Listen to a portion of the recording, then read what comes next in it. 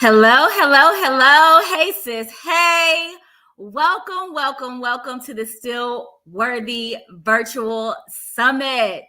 I am so absolutely honored and excited to have the opportunity to share space with you today. I definitely want you to give yourself a round of applause, a pat on the back, a big old hug for showing up for yourself today, for investing in an experience that will absolutely be transformative, inspiring, uplifting. You will not be the same when you leave this event. So thank you for showing up for you. Thank you for investing in this experience. We are so absolutely excited to have you and have the opportunity to love on you and pour on you today. I am your host, Coach Andromeda Raheem, the founder of She Wins Society. And if you're anything like me, you are here today because you are tired, sis. You are tired of both subscribing to and contributing to this narrative that women have to be perfect to be worth it. You are tired of counting yourself out because of your past mistakes, because of your past failures, because of the people who don't like you, because of the people who don't support you. You are tired of doubting yourself because of the things that you have experienced in the past, or because other people have rejected you or underestimated you. And so if you are, again, like me, and you are tired and you are ready to change the narrative in your own life and in the lives of other women so that we can all be out here in this world showing up and shining bright, you are in the right place. Today, we are going to talk about a variety of topics that cause women to experience feelings of unworthiness. Some of those things include those of us who have experienced divorce, those of us who have experienced domestic violence, those of us who have been diagnosed with any type of illness or disease, those of us who have felt, unaccepted or unworthy in society because we are not matching these ridiculous beauty standards that they have set for us.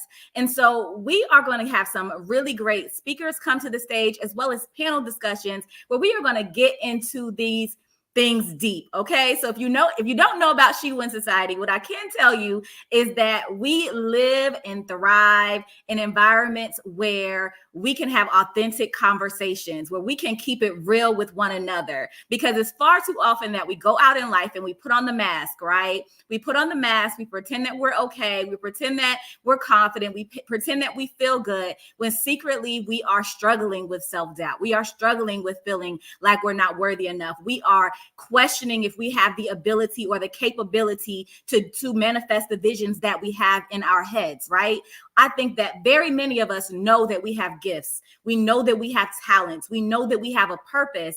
And so often we do not show up in the world as fully as we can because we are questioning if we're worth it, right? Are we enough? Do we have what it takes to actually get the support from our community? Do we have what it takes to actually make an impact in the world? Do we have what it takes?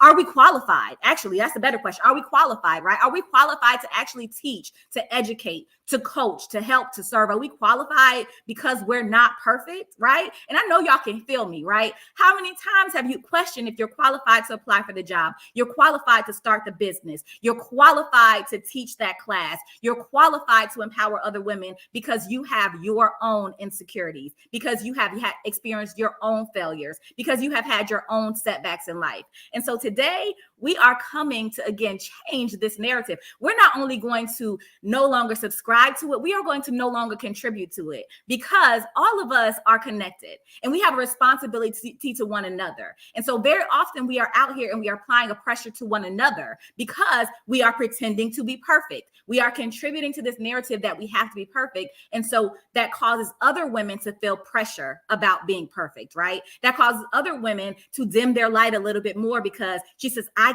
don't have what she has. I don't look the way she has. I haven't accomplished what she has, so I'm not worthy enough, right? My filter doesn't look exactly like hers does. I can't do my makeup the way she does, so I'm not good enough to turn on my camera and go live. I'm not good enough to share my gifts. And we're done with that. Today, we are done with that. So I hope that you hear a message today that resonates in your spirit so loud that you transform when you leave this event. And then you also take it and pass it forward, right? You pass the message forward to another woman who is struggling with self-doubt, another woman who is questioning her worth. And even more than that, going the extra step to make sure that you are affirming your sisters and yourself and reminding yourself on a regular basis that nothing that you have ever experienced in life, no failure, no setback, no mistake that you've made has disqualified you from God's grace, has disqualified you from being able to be loved and accepted and supported, has disqualified you from the ability to walk in your purpose and make a positive impact in this world. Nothing you have done. You are absolutely redeemable. You can be forgiven. You can change. You can grow. You can improve. And you can absolutely win despite where you've been or what you have been through. Okay. So that is today's message. I'm so excited. Again, y'all can tell I'm pumped up, right? Because it's time for a change, sisters. It's time that we really, truly begin to love ourselves because we have work to do. We are here for a purpose, and we do not want to leave this earth without making sure that we show up and show out for the purpose that God has given us. And the only way we can do that is if we know without a shadow of a doubt that we are enough and we are worthy despite our experiences. Okay. So our first speaker is going to be Coach Janine Huff. I'm getting ready to bring her to the stage. You all get excited. Janine is going to be talking about the power of vulnerability. We have a couple more minutes. If you are watching your itinerary, you know that Janine goes live at 1:10. So I'm going to bring her on right now, though, so she can give you a brief introduction to who she is before she goes into her presentation about the power of vulnerability. Hey, sis. Hey. Hi, everybody. Thank you so much for having me. Listen, I was listening to you give a word there. I am just so grateful to share this space with all the women that are going to be speaking today. Happy Self-Worth Saturday. I just went live with another friend talking about self-worth. So it was in alignment that I think your event and then just this Saturday period that we are going to be serving the women something. And so my topic is power of vulnerability. For the people who don't know me, I'm Coach Janine. I'm an author and a mindset coach and a self-love expert. And I help ambitious moms to alleviate overwhelmed by experiencing more inner peace, more confidence, more wholeness, and basically so they never lose their selves again. And so I was asked to really speak about the power of vulnerability because I think that's so important. So if you want me to keep going, I will keep going and get right into this thing. Because what we got our time? Oh, we right yes, on time. ma'am. Look right on time. Look at that. Look how we did that. So I'm gonna exit the stage, sis, before you go. Let me get up on out of here and give you the floor. All right, guys. So we're going to jump right into the power of vulnerability. And I chose this topic because I think this is what we need as we go into the Still Worthy Summit. When you are at a space of knowing that your self-worth is always 100, whether you're winning or learning, because a lot of times when we as women are struggling with self-worth, it's normally from a space of we're thinking that we're losing something or that we're not enough. And so when you recognize that part, it's then understanding that there's no longer for you to suffer in silence. So for me, I felt like vulnerability is messy. It's ebbs and flows to vulnerability. And a lot of times for me, I would say when you are being vulnerable, people look at you as if it's weak. Like in my family, I come from a family that when we don't talk about that, it is just hard. You sit in a space where you feel like you're alone. And when you get to that space of saying, I'm going to reach out, I'm going to say something, I'm going to speak out, I'm going to seek support, it ends up being that space for you that you can help to grow, to bloom, and be who you are truly meant to be in God's image and God's likeness. So that's what I'm really going to be talking about today. If y'all checking with me, make sure y'all leave a 1 in the chat so I can keep going and serve y'all today.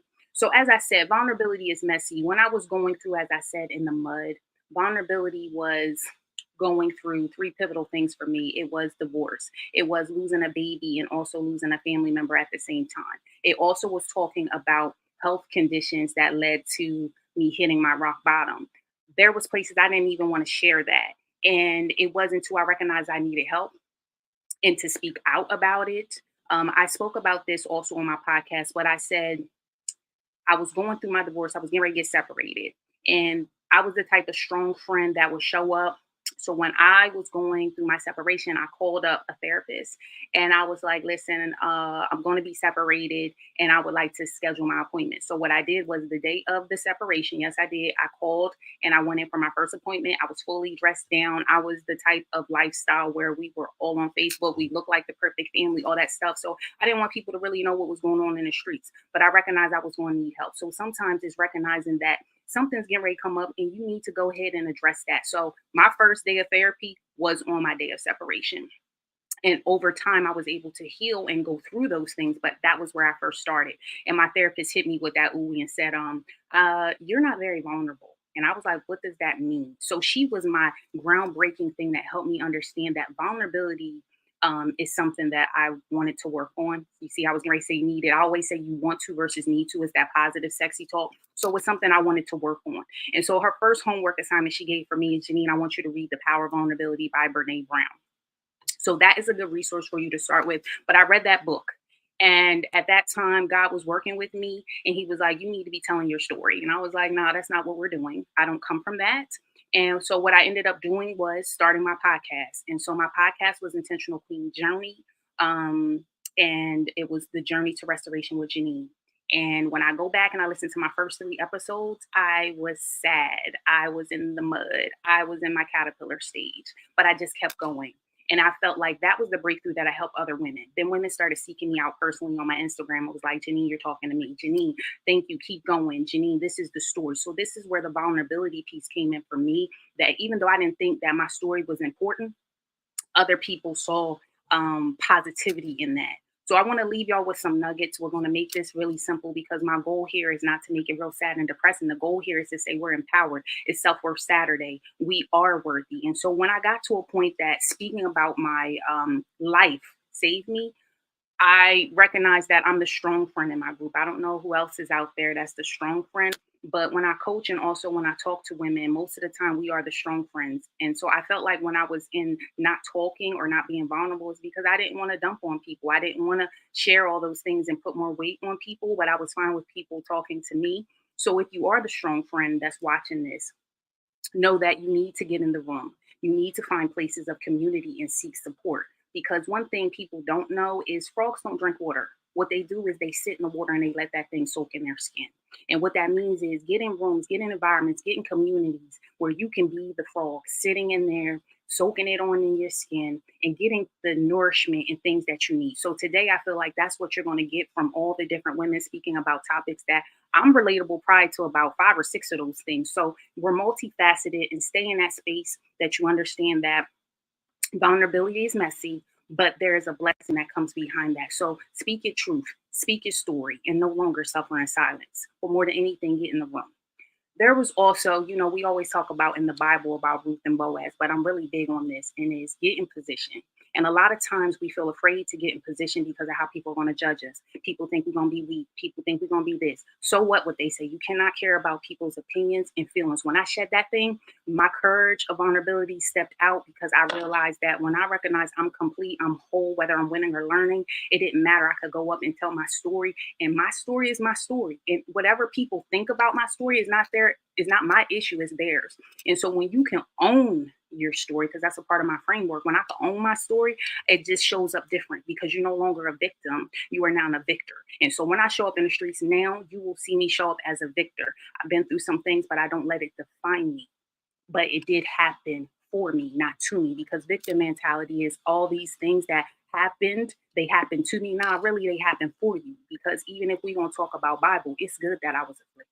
And so when we recognize that it's good that you're afflicted, when you recognize you get in position, when you recognize you do it afraid, right? Because baby steps lead to big leaps, then you realize that you can show up as your best self. Because that's very important for me as a mindset coach, and people will vouch for that. I really want you to level up to the best person, the best mother, the best everything that you can be. But it first starts from believing in yourself and loving yourself on a deeper level. But how can you do that if you're staying stuck in your bubble and not being vulnerable?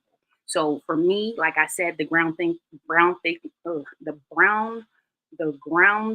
thing for me is when my therapist said, Janine, you're not vulnerable. So is that something that's in you? If so, I want you to take inventory as we go through the rest of today. That if you are not vulnerable, I want you to start to do the work, because that's why I said it's messy. It's work that needs to be done, but it will save you. There's a couple more things that I'm going to say, and then I'm going to leave y'all. I also want to tell you that the sexy talk, how you talk to yourself, is how you talk to others. But I think as women, we don't give ourselves grace. We hold on to perfection. We want to be perfect. We want everybody to like us.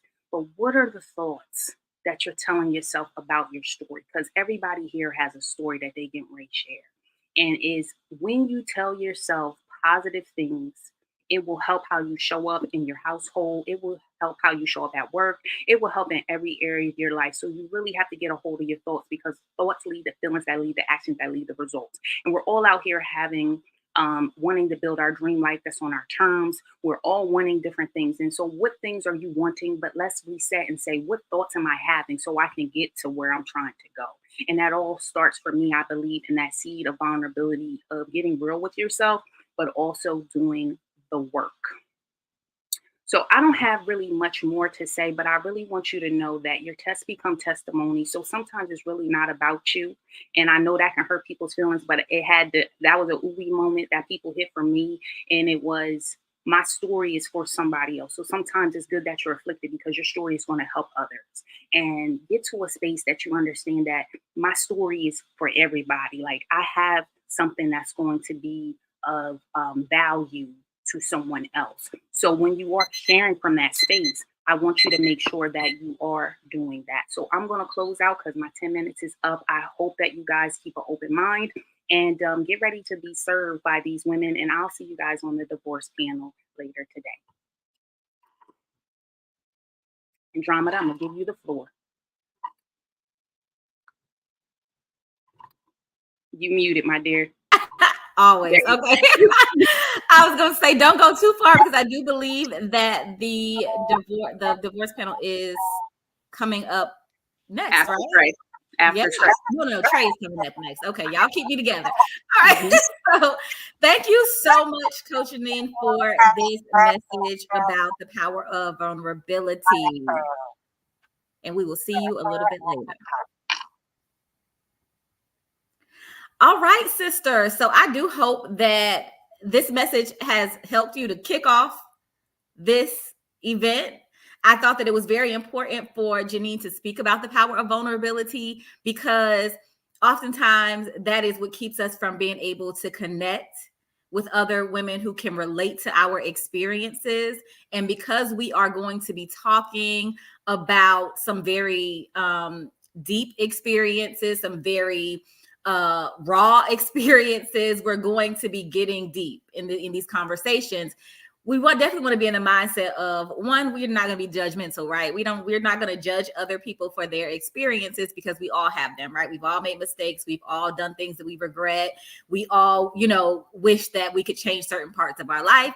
And then also we are going to lean in when we hear our sisters speaking about things that we can relate to, right? So somebody says something that makes you feel like, oh my God, I've been there. I can relate to that. I can understand. You want to lean in and also make sure that you are taking time to connect with these women, right? So if you notice down here at the bottom, that's scrolling each time that we have a new speaker or a new panel discussion, you're going to see that change. And you can actually go ahead and write down the social media handle, the Instagram handle of the speaker that's speaking, so that you can connect with them, because that's what we want to do here through the Still Worthy Virtual Summit as well. I think that life can be very, very lonely when you are not surrounded by people who you can relate to, people who understand you, people who can see things from the same perspective that you see them, as well as people who may have a different perspective, a more empowering perspective, a more inspiring perspective. And so I definitely encourage you to connect with every single woman that is coming to speak today, because these are, in life, I think we all, as women, when we are out here trying to build relationships with other people, I think one of the common things that we all say is that we just feel like people are not real, right? I know me personally, I do not thrive in environments where I feel like people are being fake or pretending or always wearing a mask or always acting like they're perfect or that other people around them need to be perfect. I thrive in environments where women are keeping it real, because the truth of the matter is that we all struggle. right? We all have things about our life that we wish we could improve. We all have things about our life that we wish we could change. We all go through ups and downs, trials and tribulations, peaks and valleys. We all go through it. And so it becomes very lonely in life when you are surrounded by people who act like these things aren't happening, or that you're weird or strange because you are making mistakes, or because you're failing, or because life is not going the way that you expected it to go or hope that it would. You need to be around people who are going to just keep it real. And I'm at a place in my life where that's all I want is realness. I cannot grow in environments where things are fake. So with that being said, we're going to keep this show on the road. And so I'm going to go ahead and add Trey to the stage and allow her the opportunity to briefly introduce herself before she goes into her topic, which is you are not your biggest mistake. So Trey, would you just take a moment to tell us a little bit about you, anything you want us to know? Hi, Andromeda. Hey, sis. Hey. Hey, sis. Hey. And my Andromeda voice. Yes. I just want to say thank you for having me. First of all, I just want to say thank you for being obedient to the voice of God and doing what it is that you do in our community. And I hope other people will join the community, because it is a safe space where we share things like this. And I'm just happy that you give me the opportunity to come somewhere and be able to pour into people and get poured into. So I just thank you, sis, for doing this, because it's hard to lead. And it's a fearful thing sometimes, if people want to show up or not, but we do what we do. So thank you, sis. Yes. So my name is Trey Kearney. I'm a certified life and relationship coach. I specialize in helping men, women, and families heal from the devastation of infidelity. And I also help individuals bounce back from the devastation of betrayal much faster. I am an autism mom. So my sister Janine just said being vulnerable. So I have my son here who is 15 years old, nonverbal. So I don't know if he's going to pop on the camera or not. But I just need y'all to know that I'm still worthy to be a speaker, whether my son is autistic or not. And I'm not going to let that deter me from what it is that God called me to do. I'm a boy mom. I'm an advocate for Black men. And I love my sisters, and I love to pour, and I love to be poured into. I love to teach, and I also love to learn. Yes, sis. And I just want to say, I love you. From the moment that we have connected, I'm like, that's my sis, because you know how they say real recognize real, like real recognize real. So I see you, sis. I see you, sis. Yeah. I see you. Yes. All right. So I think we're just about right on time. We are going to go ahead and move into this discussion, which I know is going to be so powerful. Y'all pull out your notepads if you haven't already. Strap in your seatbelts, because we are here to have a good time, but we are not here to play today. Okay. Transformation will occur. All right, sis. I am handing it over to you. Yes. So welcome, welcome, welcome. Thank you, Andromeda, for having me. And I just want my sisters to get your pen and paper out. And I'm here to tell you, you are still worthy despite your biggest mistake, right? A lot of us have done things in life when we were growing, right? We were grown. We were just a seed. Some of us had children when we were young. Some of us got married when we were young. Some of us started businesses when we didn't know what we were doing. Some of us have made some drastic mistakes, and we hold that mistake over our own head. And we are the only one who can diminish our value, right? So I'm going to get a little bit churchy on y'all, because I want y'all to know that we're here today from a place of truth, right? So sometimes we hear people talk to us, or we hear people speak to us, and we ask, why should I believe that? So I'm going to go into the word and tell you should believe it, because it is the word of God, and the word never changes, and the word is the truth. And God says in Psalm 139:14, you are fearfully and wonderfully made. And that is the truth. And that does not change based on your mistakes. So let me start by saying the reason why I always talk about you are not your biggest mistake, you are your better choices. Because many, many years ago, let me share a story with you guys about my life, so you know who I am, so you know that we are living in a no judgment zone over here, because we've all made mistakes. We've all fallen short of the mark. Many, many years ago, I committed adultery, and it ruined not only my life, but it ruined my ex-husband's life. Well, tried to ruin, I should say, because God is in control of everything. And that's why we're here, because I'm not my biggest mistake. I'm my better choices. And it didn't ruin my life, but it tried to ruin my life. The fact that I had committed adultery affected many people. It was a devastating trickle down. Not only did it affect me and try to ruin me, but it tried to ruin my ex-husband. who was blindsided. It tried to ruin the man who I had the affair with, who was married. It tried to ruin his ex-wife. And it just was a terrible trickle down. It's still trying to ruin my children because the residual effects have not gone away, but we're working through it. So many, many years ago, 20 years ago, I committed adultery because I did not know who I was. I did not know my value. I did not know my worth. I did not have integrity. My character was in question, and I will never, ever make an excuse on why I committed adultery, because the only way we can get from where we are to where we are going to be the best, highest version of ourselves is to be accountable for our actions, right? So I had to go on a deep dive journey of why would I think that that was okay?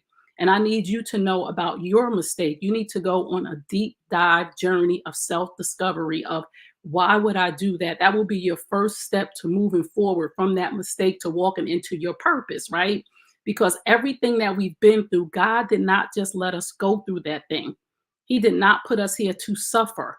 He did not put us here to suffer through things. He actually allows us to grow through things so that we can be the light at the end of somebody else's tunnel. So I want you to take a journey of self-discovery in your life from that biggest mistake that you made that is hindering you right now. And you're thinking that I am not worthy. Come on, sisters. I need y'all to talk to me right now. You're thinking that I am not worthy because I did this so many years ago. I am not worthy because I did that so many years ago. And some of us think that we're not worthy because somebody did something to us. So we are taking on somebody else's boulder. And today I want you to take those boulders off your back from the things that were not only done to you, but the things that you've done to yourself.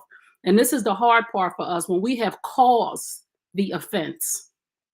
When we are the offender, it is hard for us to forgive ourselves. So step one, I want you to go on that journey of self-discovery, of figuring out why I did the thing that I did, why I made such a terrible mistake so I can make better choices. And number two, I want you to go on a journey of self-forgiveness. This is where it began for me. I lived in a bubble of guilt for probably 6 years, 6 or 7 years, just guilty. And everything bad that happened to me, listen to me and listen to me clear. Everything bad that happened to me, or every time something didn't go my way, or somebody didn't invite me into a room, that mistake jumped on my shoulder and said, that's what you get.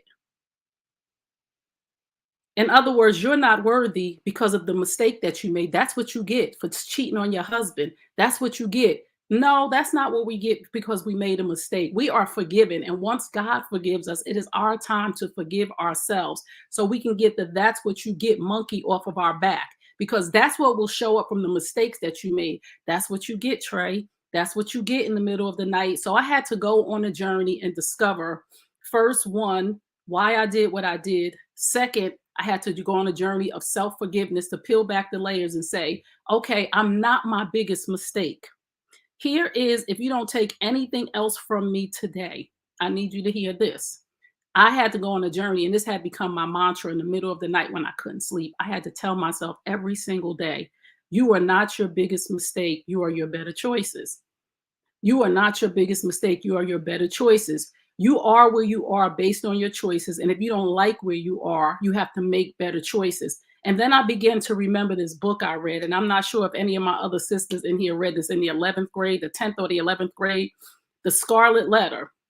I don't know why these people made us read this book, but The Scarlet Letter was about a woman named Hester Prayne who cheated on her husband. And she had to walk around town with a scarlet letter. It was a scarlet letter A, and all of the townspeople know. And this is how we feel when we make a drastic mistake in our life and everybody is whispering. But like my sister Janine said, we can't worry about what people think. We can't worry about their thoughts because they have their own things to deal with, because we have all made mistakes. We have all fallen short of the mark, and we can all redeem ourselves from mistakes that we made, and we can all live our best life. I remember, yes, we can all live our best life. So I want you today, each and every one of you, whatever that mistake was, I want this to be your mantra, your message. Take off the scarlet letter. Right? I don't care what your mistake was. If you made mistakes as a parent, if you made mistakes as at a job, if you made a mistake Whatever your worst mistake, if you had an abortion, I want you to take off that scarlet letter A for abortion. I want you to take off that scarlet letter T for thief.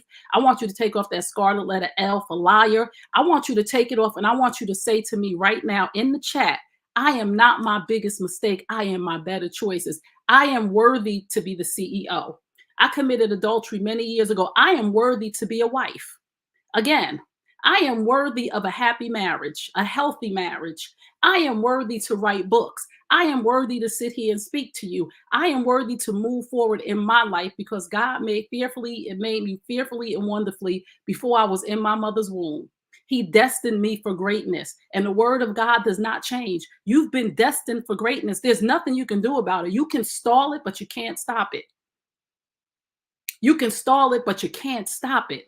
But you have to let go of not feeling worthy. When you're invited into a room, a lot of us, based on who we are or what we think we don't have, we'll go in the room and we'll be silent because we think we're not worthy to be in the room. If you were invited in that room, you bring value. It's up to you to show up bold and courageous and confident, and God for that. A lot of us walk in rooms and we blame everybody else.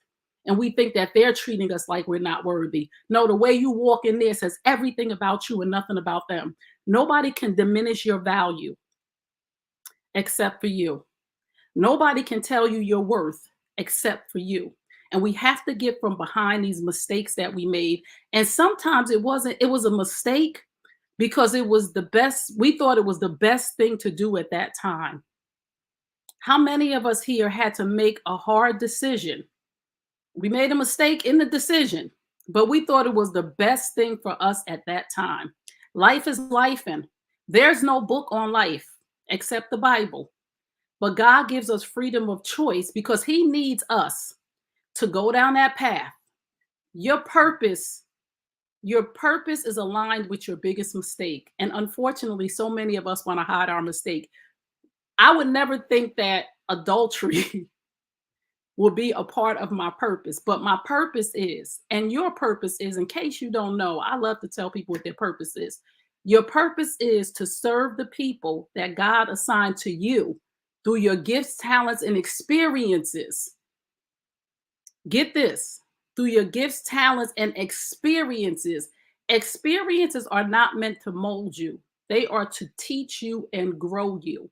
You made that mistake to be the light at the end of somebody else's tunnel. My sister said before this, your story matters. Your story, mistakes become messages that become testimonies. We have to not stand in our mistake, and we have to stand on our power to be able to tell another sister, I didn't just go through that, I grew through that. We all are a Me Too movement. Each and every one of us are a Me Too movement. When I began to share my story and say out loud, which was one of the most scariest things that I had to do, and one of the most vulnerable, piggybacking, the most vulnerable things I had to do was to speak my truth and tell people that I committed adultery. But guess what? When I said I committed adultery as a woman, do you know how many other women came into my inbox? Do you know how many other women came to me and said, me too? And I was like, what? I thought I was the only one with a scarlet letter. And it wasn't just me. So I encourage you, I don't want to go over my time. I encourage you to think about the biggest mistake that you made that is holding you hostage in a bubble of guilt. And I encourage you to understand that that is your Me Too movement. That is a part of your purpose to serve the people that God assigned to you through your gifts, talents, and experience. Say this to yourself. I thought it broke me, but it bruised me so God could use me. I thought it broke me. Everything that I've been through, every mistake that I made, I thought it broke me, but it bruised me so God could use me. So I could sit here and tell another sister, it's not just you. You're not the only one that had an abortion. You're not the only one that struggled with an addiction. You're not the only one that stole from your job. You're not the only one. There's a bunch of other women out here that are just waiting for you so that you can open the door for them to say, me too, and love on them and free them. We are a domino effect. And when we share our biggest mistake that became our ministry or our message, it lights another woman's candle. It opens a door for her to be the light at the end of the tunnel for somebody else so that they can be the light at the end of the tunnel for somebody else, so they can be the light at the end of the tunnel for somebody else. So let me tell you this, sis. There's no more excuses for you. You've just been dominoed. You've just been hit by the domino effect. It is now your turn to share your story and see how many people are going to say, me too, that you can help get from where they are of living in their biggest mistake to walking into their destiny and purpose to serve the people that God assigned to them through their gifts, talents, and experiences. You can find me at Trey Kearney on Instagram, at Trey Kearney26 on TikTok. I'm here for you, sisters. My website is www.treykearney.com, or you can reach out to Andromeda. She knows exactly how to get to all of us. So I thank you for your time. I hope that this was helpful to you. And I'm just going to stick around and take notes from my other sisters. So Andromeda, I hope I didn't go over my time because I didn't put my time on one. No, sis, you are right on time. Okay, right on time with this message. I'm back here clapping and stomping, and I'm with Courtney when she said pass the collection plate. This was so good, y'all. I hope you took some notes. I hope you received what Trey said. And Trey, I just want to say, I think what has stood out to me when it comes to you the most is your vulnerability. There is so much power. There's so many things that you say that other people would be afraid to say because they feel like that will disqualify them from being accepted and supported and seen as being a valuable individual in the world. And so you are freeing souls every time you tell your story. You are encouraging another woman to be able to say, me too, or I went through this thing and it doesn't, I'm still qualified to speak. I'm still a valuable person. I'm still a good woman. I'm still here. I'm still qualified. So thank you, I'm sis. still worthy. You're yes. still worthy. Yes. Thank you so much, sis. Okay, so you hang around because you and Janine are going to be doing our next panel. All right. So sisters, listen, I hope this has been filling you up so far. I know my cup is already beginning to overflow. And what I want to say right now in this moment is if you are hearing messages that you feel like are encouraging and inspiring and empowering and helpful for another woman to hear, I want you to take a moment right now, click the share link on YouTube, grab the link and share it with at least one woman.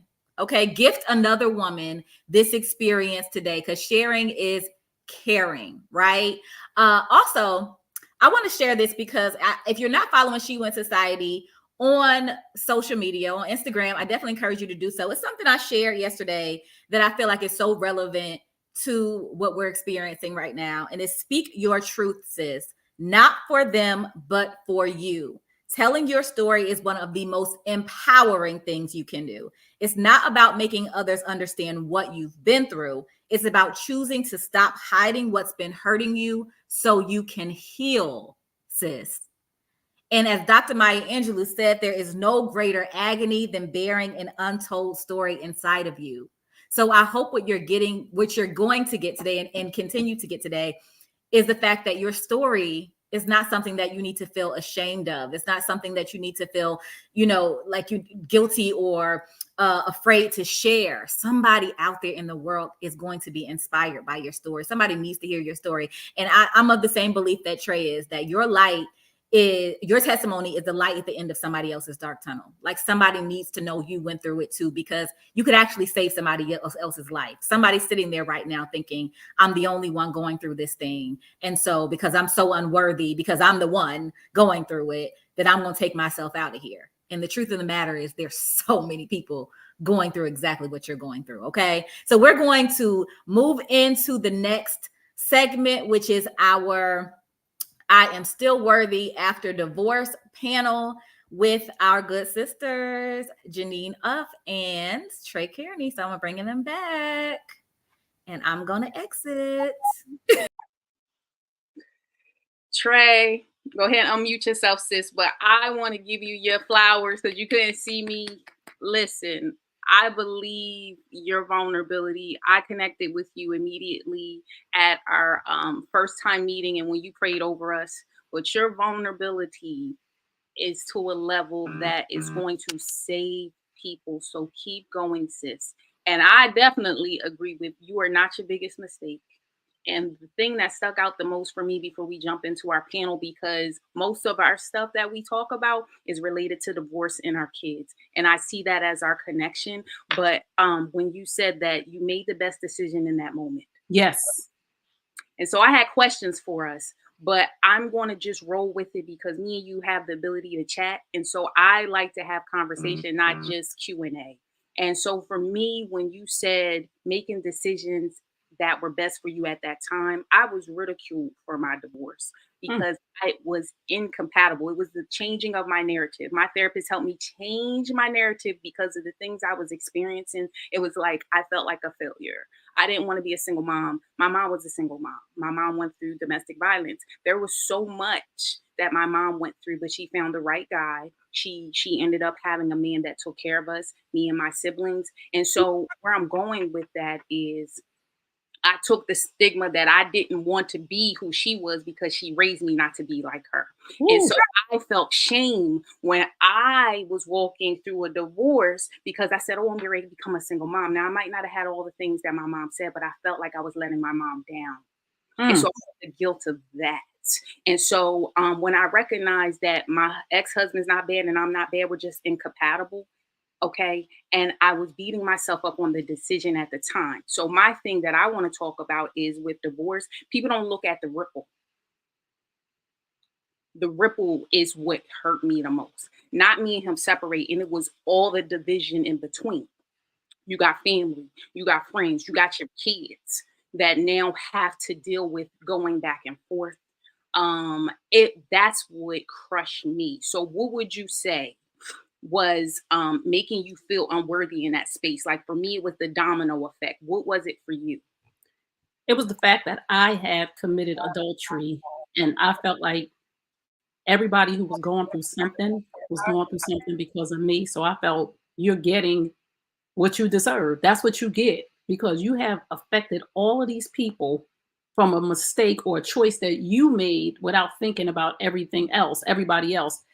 But back then, I wasn't in the headspace of thinking ahead of how this is going to affect everybody else. I wasn't even who I was supposed to be. I wasn't even supposed to be nobody's wife, first of all. So to all of my people who are listening right now, divorce happens when you're not ready for marriage. Okay? Divorce happens when you are not prepared. Divorce happens when you don't know what resources to go to. So my ex-husband was a great man. He still is. Great man, great father. He was a great husband. We got together, it was oil and water. He came from, and this is what we have to ask before we marry folks, because if not, divorce is inevitable. He came from a family of his mother and father who are no longer here, and their marriage ended because they're no longer here until death did them part, right? And I came from a place of, he had 6 brothers, 6 sisters. The father worked, the mother was a stay-at-home mom, took just the traditional family. This man ran into the Tasmanian devil, right? I'm not that anymore, but I can be honest and vulnerable right now that he ran into the Tasmanian devil because I came from a family of dysfunction. My mother was a drug addict. My mother was an alcoholic. My mother and father got a divorce when I was 5. My mother's with my stepfather. There was domestic violence in our home. So we have a lot in common because we talk, but there was domestic violence. So when I got with this normal man, quote unquote, and his family wasn't perfect. We've had this conversation. We've apologized and we've become strong as friends. But when I got with this man and he was telling me, don't let the kids eat in the bedroom. Let's sit at the table as a family. Because my oldest son, I want to go in my room and eat my cereal. And I'm like, leave him alone. And he's like, no. If I knew then what I know now, I would understand that he was providing structure, but I never had any structure. So how do you get into a marriage with structure? How do you go into a marriage and be a wife? How do you go into a marriage and be a mother? How do you go into a marriage and be productive when you've never seen a healthy marriage? So it took me a long time to stop blaming myself for what I didn't know and doing the best that I could at that time. Now, right now, I'm ready to be somebody's wife. So if my husband is out there, you got a brother, uncle, that, I could date the daddy and the grandfather and the son, but make sure he over 47. But anyway, I digress. But again, I wasn't ready to be anybody's wife at 21. So the things that I thought I had missed out on, right? 21, I'm like, oh my goodness, I've been married. I was with my ex-husband since I was 18, then got married at 21. never knew what I wanted to be, didn't go to college, barely made it through high school, was my mother's mother when she was on drugs and alcohol, and she was the mother when she was sober. So I had went through this whole life of never understanding who Trey was. So at about 32 years old, it kicked in for me. And I was just like, I've never experienced life. And then somebody came again when there's a crack in the door, because my ex-husband was a total workaholic. And I'm not blaming him for that. He still is. But that crack came in the door, and there he was. And that's what led to the demise of my marriage, of going into a marriage, first of all, not knowing how to be a wife, not knowing who I was, and just not being ready for life in general.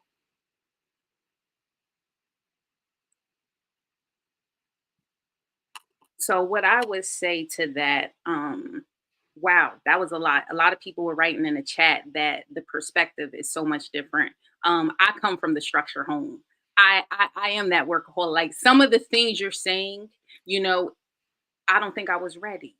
You know what I mean? And I didn't really see like my family, once my mom found my dad, like I got to see what healthy marriage looked like, but I didn't see all the beginnings. And so I just went off of what the narrative my mom had from her past, because she told me how to be strong and you take everything on your back and you just do it. So it was like, you don't need, like, I mean, that energy is how she bring it.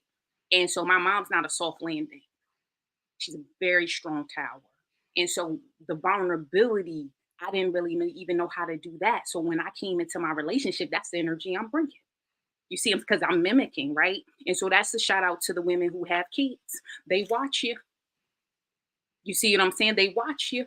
And so I learned that in my self-reflection. Okay, how you showing up, Janine? Why you don't have a little bit more softer landing energy? Yes. Right? Checkmate. Like I had to do the inner work. And so that's why I tell people vulnerability is messy. You know what I mean? I think also for me, like I said, with that domino effect, like just looking at my son, and then you start looking at people with the 2-parent households, and you start thinking back. And the biggest thing that I want you to affirm with me, that I agree, I'm still worthy of a new marriage. Yes.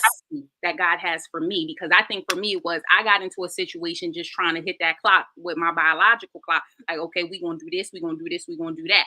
And maybe I should have waited for God to give me the signal that, is this relationship for me? And when we did the last She Wins Society, one of the ladies spoke and they said, had that prayer list, but are you having your list together? Are you sitting, the one that said clenching pearls and said, all like that part, that was all for me. As far, remember she said that, I wrote that list out, you know what I mean? And I really had to get clear now on what do I want?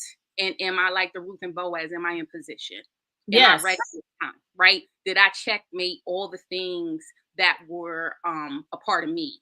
Because you can't always point fingers, right? Because one pointing this way is 3 back at you. We're really 4 if you include the thumb. So when you take the speck out your eye, you end up starting to see, right? So when you say about forgiveness, so I'm just bringing it all together because me and you spoke the first 2 segments. And so it's just piecemealing that all these things tie into vulnerability and that you're not your biggest mistake. Yes. And, you know, is there anything else you want to share as our time is coming up with our divorce panel that you want to leave them with? I want to just say, you're worthy of being a wife, right? You're worthy of having it all. You're worthy of having the white picket fence if that's what you want. You're worthy of the love that you deserve. You're worthy of healing from what it is. But I want to say this: when we are in marriages right now, I don't want anybody to get a divorce right now, but when we are in marriages, divorce is just a symptom of all of the big problems that we ignore. Don't ignore the problems. Have communication in your marriage, right? And if your marriage ended, this is a key point for all of us here who have gone through or going through divorce or have gone through divorce. Take a good look at yourself in the mirror right now if you desire to be married again, because you don't want to take what you had from the last marriage into your new marriage, because God is sending you somebody and he's worthy and you're worthy. And God is sending you somebody, but you need to tell God this. And this is what I tell God all the time about my man that's coming, my husband that's coming. I tell God all the time, not until I'm ready. Because when we're not ready for things, we destroy them, right? When we're not ready for things, we mess it up. So I tell God all the time, Not until I'm ready. Even though I have lonely nights and I want somebody, I'm like, God, I know I'm ready. But when I am ready and when he is ready, God will send him to me. But I am, and I want every woman on here who has gone through a divorce, who sits right now and says, maybe I should have stayed, or maybe it was my fault, or don't blame yourself, because blame causes guilt. Be accountable for your part in the breakdown of the relationship, because accountability causes growth. So just go and work on yourself. If you desire to be married again, go and work on yourself, even if you don't desire to be married again, to make sure the things that you brought to the marriage that was not pleasant, the things that you've done that were not good, or however your marriage ended, take accountability for your part in it, so that when your Boaz comes, when your king steps up, you'll be ready, willing, and able to step into the position of a wife. But again, you are worthy of a husband. And just because you did not, the first marriage or the second marriage did not last, does not make you unworthy of having a healthy relationship. And just remember that you are worthy of a healthy relationship. You, the woman that's sitting there right now saying, well, I'm the one that cheated, or I'm the one that did this, or I'm the one that stopped sleeping with my husband, or whatever it was, go work on you, fix that thing in you, and then come back to yourself and say, I am worthy of a healthy relationship. I think that's all good. Taking accountability is what they're saying for your part. Like I say, own your role. I tell people that, own your role. And that's why I get really clear on the pointing thing, right? Because we good for da. But look how many is pointing back. And also, like I said, if you are experiencing this and you have kids, making sure that you checking you. Like, I really do check in with myself, because listen, I'm going to be the first woman that my son will be involved in. And so, when he gets into situations, what type of woman, what type, you know what I mean? So it's just so much about taking care of yourself so you can show up as your best self. Because, that's really what I hold true to. But it's when I had to get vulnerable and realize that what I had went through, even like I said, with health problems, a lot of that was from the stress of overworking. Okay. When I lost a baby, I was working. Like, these were things that I had to check into. So Andromeda, we did our panel in our time. I thank you, Trey. It's always a pleasure, and you always serve a word. And you definitely are prayer warrior. So I ain't got nothing for that. Andromeda can co-sign the prayers, because the prayers Yes. always So good, sisters. Thank you so very much. Oh, Janine, I think we getting an echo from you for some reason. That's why I keep muting you, girl. But thank you so much, sisters, for everything that you shared today. I'm just grateful for both of you. I'm grateful for your vulnerability. I'm grateful for the knowledge and wisdom that you so freely share with other women, because you truly have a desire to uplift, encourage, support, and empower. So I appreciate you, sisters, so much from the bottom of my heart for your time today. You all make sure that you connect with Janine R. Huff, Intentional Queen Journey, and Trey Kearney on Instagram. And y'all just keep shining the way that you do. I appreciate y'all. Bye. All right, y'all. So we're gonna keep this thing going.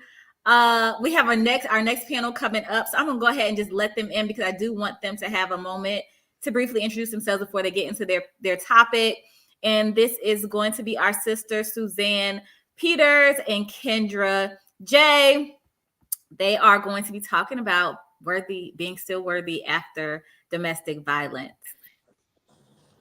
So, sisters, I'm going to leave the stage to you. However, feel free to introduce yourselves before you go into your panel discussion. And you have a couple extra minutes beyond the 10 minutes, because we came in just a tad bit behind. Hey. Hello, everyone. Hi, Kendra. Hi, everyone. Hi. Am I breaking up?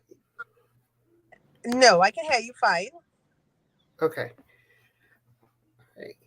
Well, I am Kendra J. I am the CEO and founder of Kendra J Solutions, where I help women entrepreneurs create products that align with their brands, creating more credibility and an additional stream of income. Sorry. Awesome. My name is Suzanne Peters. I am the CEO of the Woman to Woman Network, a networking and business platform for women. But I'm also a speaker development coach. I train women to leverage their story, life experiences, and knowledge to build their own profitable speaking business. It's a pleasure Oh, to be here on She Wins today. yes, it is. So I want to just start by acknowledging the strength that it takes to be here today, because these conversations are very needed, but sometimes are very often to have, or very difficult to have. Sorry. Domestic violence leaves a deep and emotional and psychological scars that often affect how we view ourselves and how we interpret our words. And so, recognizing and validating these feelings are crucial to how we heal and how we overcome. So, with that in mind, Suzanne, can you share how domestic violence has impacted you and your sense of self worth? Yes, I can. But first, I need to because the connector to my mic just dropped out. You hear me good? Yes. Awesome. All right. So, my experience with violence came from my previous marriage. I'm currently in my second marriage, which is a completely different experience, which is why when I was given the opportunity to speak on this topic, still worthy after domestic violence, I said, hell yes, because that was my personal experience. And you know how it is, or maybe some of you out there know how it is when you have been with someone from when you were young and you all Mhm. mature together and grew older together. And what we don't realize is over the years, we all changed so much. We change. We are now learning about ourselves, now finding out about ourselves, what we like, what we don't like, what we want to be, who we want to be connected to, and all of that good stuff. So for me, my experience, I was with my ex-husband since I was 19 years of age, and he was 2 years older than I was. And when you're at that age and you're in a relationship from so young, you think you're going to get married and live happily ever after and, have a bunch of kids and just travel the world and do so many good things. But that was nothing like what our relationship was like. And for me, I used to blame myself a lot because I knew there were times, there were signs that I should have paid attention to that I did not. I felt it was okay to be talked down to. I felt it was okay for him to tell you what to do all the time, what you can say, how you can dress, who you should and shouldn't speak to. And it wasn't until later on when the occasional raised hand would come, that's when I started to check myself and I realized I wasn't happy. So from time to time, it was really subtle. And from time to time, I would either get a tap or, it was something to that extent. It wasn't like I was being punched in the face repeatedly or anything like that. But with that combined with the emotional abuse that Mhm. went along with it, the negative words, the criticism, oh boy, those I think are what really broke me. And I got to a point where I lost confidence in myself. I didn't, I wasn't satisfied with the way I looked, the way I spoke, nothing. There was a point in time where it seemed like I did nothing right because whether I was with him or away from him, I was constantly hearing his remarks in my head. So that really had a big part to play with it. But the what caused things to change for me? Do you want me to go on? Because I can go on and on here. That's good. That is good, and it's similar to my story. I was young, married, and I was the older person in our marriage, and we just got married way too fast. Mm. Um, I'm prior military, so a lot of times um, military people they tend to get married fast so that their partner doesn't leave without them. And so that was Ah. a little bit of what was going on in my situation. And even the day that we got married, it was something I saw the red signs telling me, hey, this is probably not the best decision for you to make. Um, but I made it anyway. And I had to stand in that. So a lot of times I thought that the abuse was my fault. It was bad. It was a very dark time in my life. And I happened to get pregnant during that time. And one our last altercation happened while I was in front of while my son was there. And so that was the moment that I ultimately chose myself and said that I'm still worthy. I can move on. I can do whatever it is I want to do, despite of having gone through all of this and all the emotional abuse and the physical and all of that. So Hmm. I can remember what actually changed, caused things to change for me, in that I was no longer willing to accept the relationship I was in.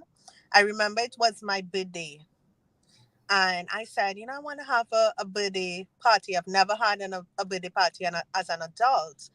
And he was so against it for no reason until eventually he said, okay, let's do the birthday party. And I invited friends and family to come over. And the way he spoke at me, it was so embarrassing. And it's after that I started to check myself, as in, is this what it's going to be like? Am I not going to be able to, spend time with my husband, my family, and friends? It was as if he was trying to pull me away from the people I loved. And hmm that's when I started to check myself, because I'm the eldest of four girls. So for me, not being able to be myself and be around the person I love, the people I love, it was a big deal for me. And that's when I started to not only check myself, I started to say, okay, I don't want to stay like this forever. I don't see things getting better, but I started to talk myself up. And whenever hmm he would come at me just really off and just try to provoke me and talk me down whenever I was having a good day, I would just take time to myself, and I started to talk myself up. And then I started to tell him, I can remember the first time I told him this, I swore he was going to knock me out. I said, okay, understand this. I am here now, but if I ever leave, I will never come back. I said that. I don't know where it came from, but it must have been God, because I was speaking things into being. And ever since I said that, I started talking to myself. I started using affirmations. I started journaling, and I was constantly talking myself up every time I got a chance. Because whenever I was around him, he was always doing his best to bring me down. Yes, yes. I love that. I love that for you, sis.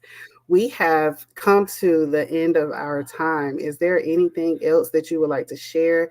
Any strategies that's kind of helped you along the way? Yes, what I would like to share for women out there who are in abusive relationships, unhappy relationships: decide for yourself, because no one can do it for you. Decide for Yes. yourself that you deserve better, that you are worthy of having someone that truly loves you, that makes you feel like a human being, that shows you what it is to really be cared for. It's only when you make the decision that you are still worthy of those things That's when you would be able to get the strength to leave that relationship. Because I was determined not to stay in that unhappy relationship. I was determined not to stay until I lose my life to this man. And I made the decision that one way or the other, I was going to get out. And by talking myself up, I built my courage where I was able to leave. Now, that is something no one can do for you. You have to do it for yourself. So talk to yourself every day and decide, is that where you want to be? Are you willing to settle, put your life at risk, or if you deserve to have it all, decide that you are still worthy. You definitely have to decide that for yourself. You cannot let the influence of other people and how they're going to view you or anything like that affect that decision, because ultimately you have to live with that. And if you are not okay, then you're not going to be okay. Yeah. So, Andromeda, if you want to pop back in. Thank you so much, sisters. I know that time went kind of fast, and I just wanted to say something really quickly before you both leave.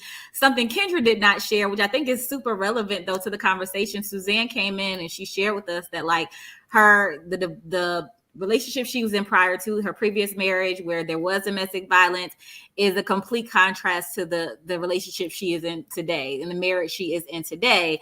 And that goes for you, Kendra, because we have talked about how, you know, you had that really terrible experience in your previous marriage, but now you are in this beautiful marriage with your husband and your blended family.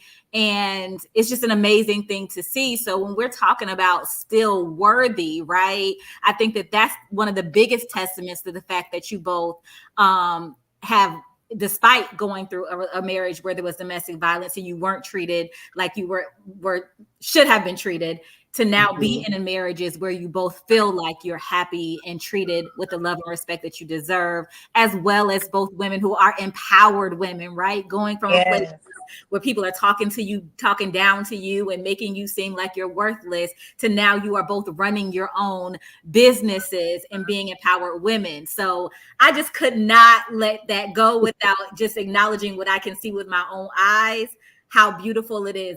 Your testimony is proof that you are still worthy after the domestic violence, and you're still worthy after the divorce, and you can still blossom and shine and be great despite the situations that tried to tear you down. So I just had to say that. And I think that you both are beautiful, and I so appreciate you sharing your story with us today.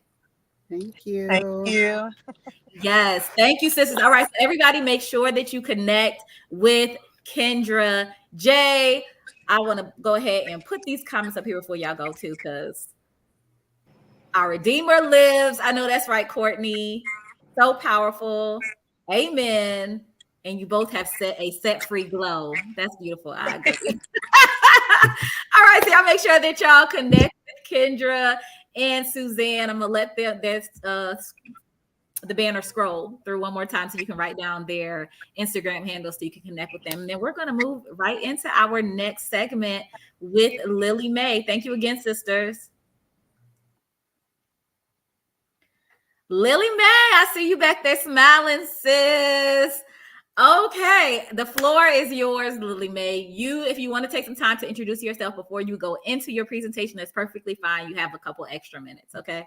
Okay, thank you so much. Thank you, Andromeda, for this amazing summit. I have definitely been watching and typing and engaging. I just think it's so amazing, and I appreciate the opportunity to speak to your audience. I'm Lily Mae, creator of the Glambitious brand, and I help women entrepreneurs get more visibility for their business and brand. I'm so excited to also honor Andromeda this summer during Essence Festival, so make sure you meet us there. If you want to learn more about me and my business, who I am, visit theglamceo.com.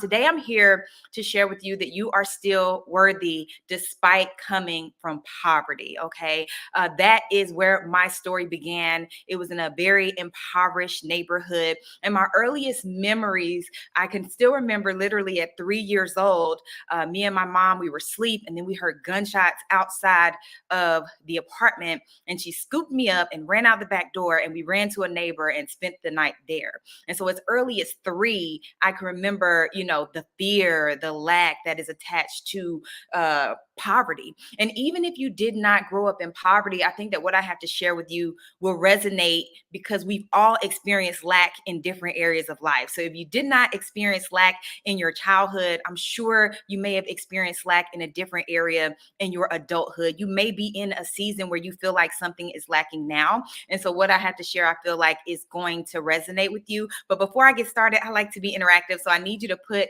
in the comments, I am God's masterpiece. Okay. I am God's masterpiece. Ephesians 2:10 says, for we are God's handiwork, okay, created in Christ Jesus to do good works, which God prepared in advance to do. So that means that no matter where you were born, no matter who your parents are, no matter what experience of lack that you had, he's prepared a great destiny for you in advance. He went before us to prepare this destiny. So what we've experienced, where we've grown up, the mistakes that we've made, when the young lady talked about those mistakes, none of that is going to affect the destiny that he's designed for us, right? Because he's formed us in a way that we would, like another young lady said, have free will to make decisions, to make mistakes, to learn from those things so that we can still walk into our destiny. But now we have humility. Now we have more empathy for others when they make mistakes. Now we have more grace for others because of the experiences that we had. So like I said, at 3 years old, that's like my earliest memory of being in poverty. And I remember, if you fast forward from that, like at 10 years old, we moved into another neighborhood that was still very impoverished.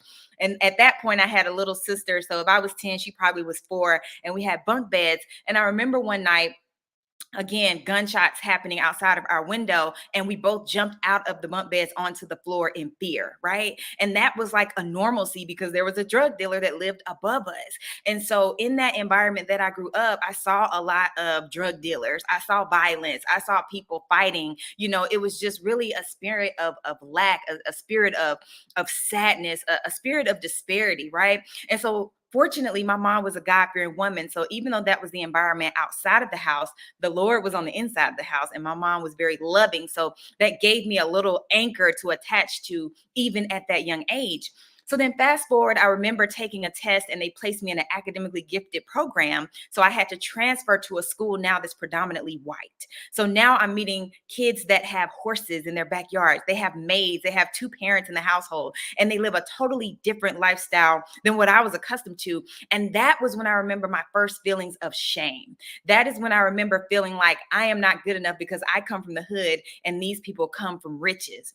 Okay. Then fast forward, into high school. I was on the flag team, and again, it was a predominantly white high school. So when after a game, the flag team girls, they would take me, drop me off at home, I would feel shame, like, oh my gosh, they have to come from the good side of the tracks to drop me off on the bad side of the tracks. How embarrassing, right? Fast forward, I got accepted into UNC Chapel Hill, which is a very prestigious university in North Carolina. And again, I remember some of my classmates driving luxury cars freshman year, right?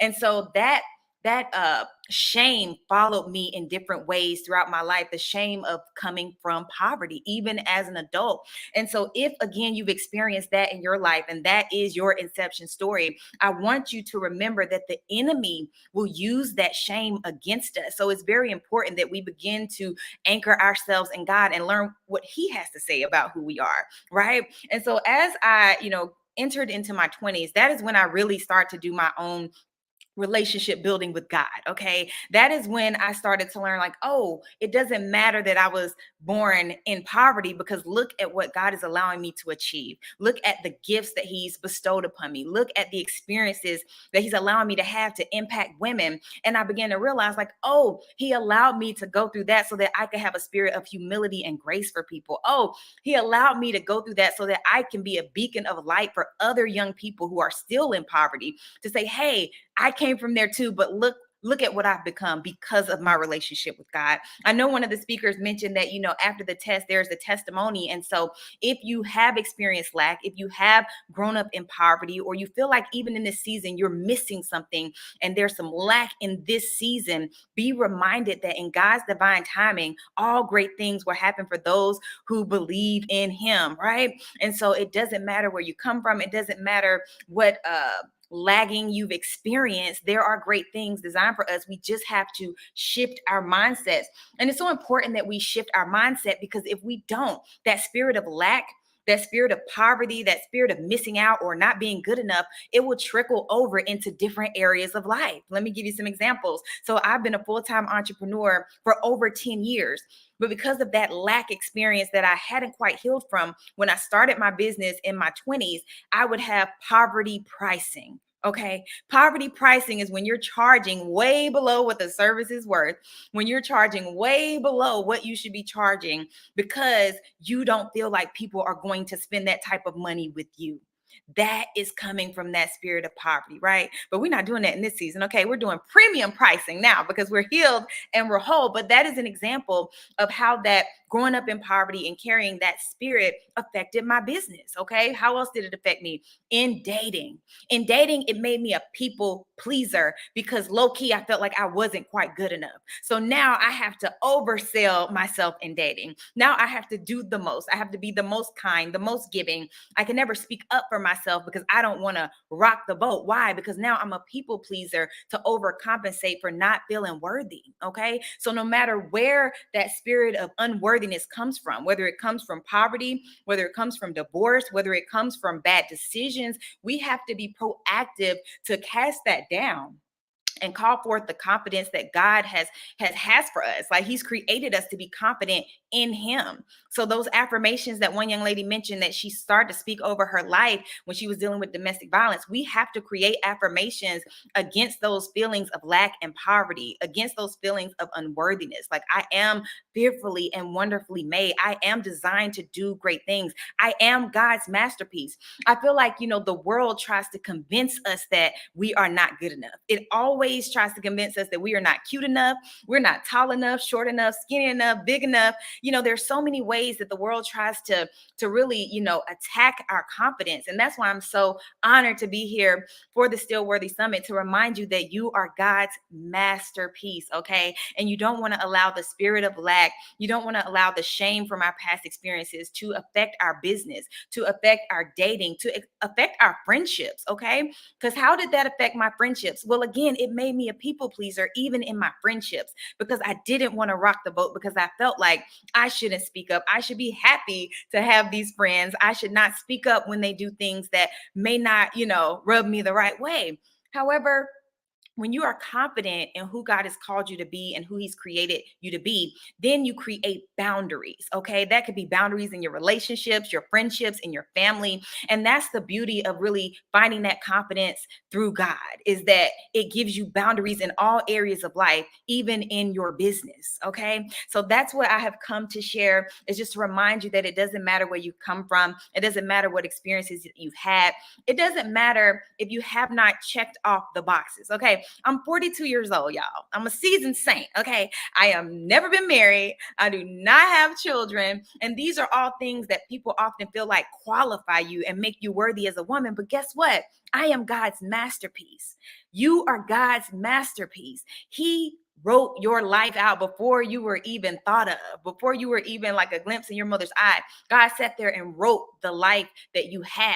So my life must be pretty worthy if God wrote it, right? This is the same God that created the moon, the sun, the stars, the ocean, the earth that just spins in the middle of nowhere, okay? That same God thought of Lily Mae. So if he thinks my journey should unfold in this way, I cannot allow the world to tell me that I'm unworthy because I'm 42 and single and haven't had any children, okay? So whatever that means for you, like you may be in a different place where you feel unworthy because you haven't made six figures. You feel unworthy because there's so many different things, but be reminded, like, wait a minute, like God, when he was thinking of the sun, the moon, and the stars, he thought of me, okay? He thought of you. So just the way you are right now today, in the body that you have, you are worthy. In the space that you live, you are worthy. Whatever's in your bank account doesn't matter, because you are worthy. Whether you just broke up with someone or they broke up with you, you are worthy. Whether somebody ghosted you in business or ghosted you in dating, you are worthy because God says so.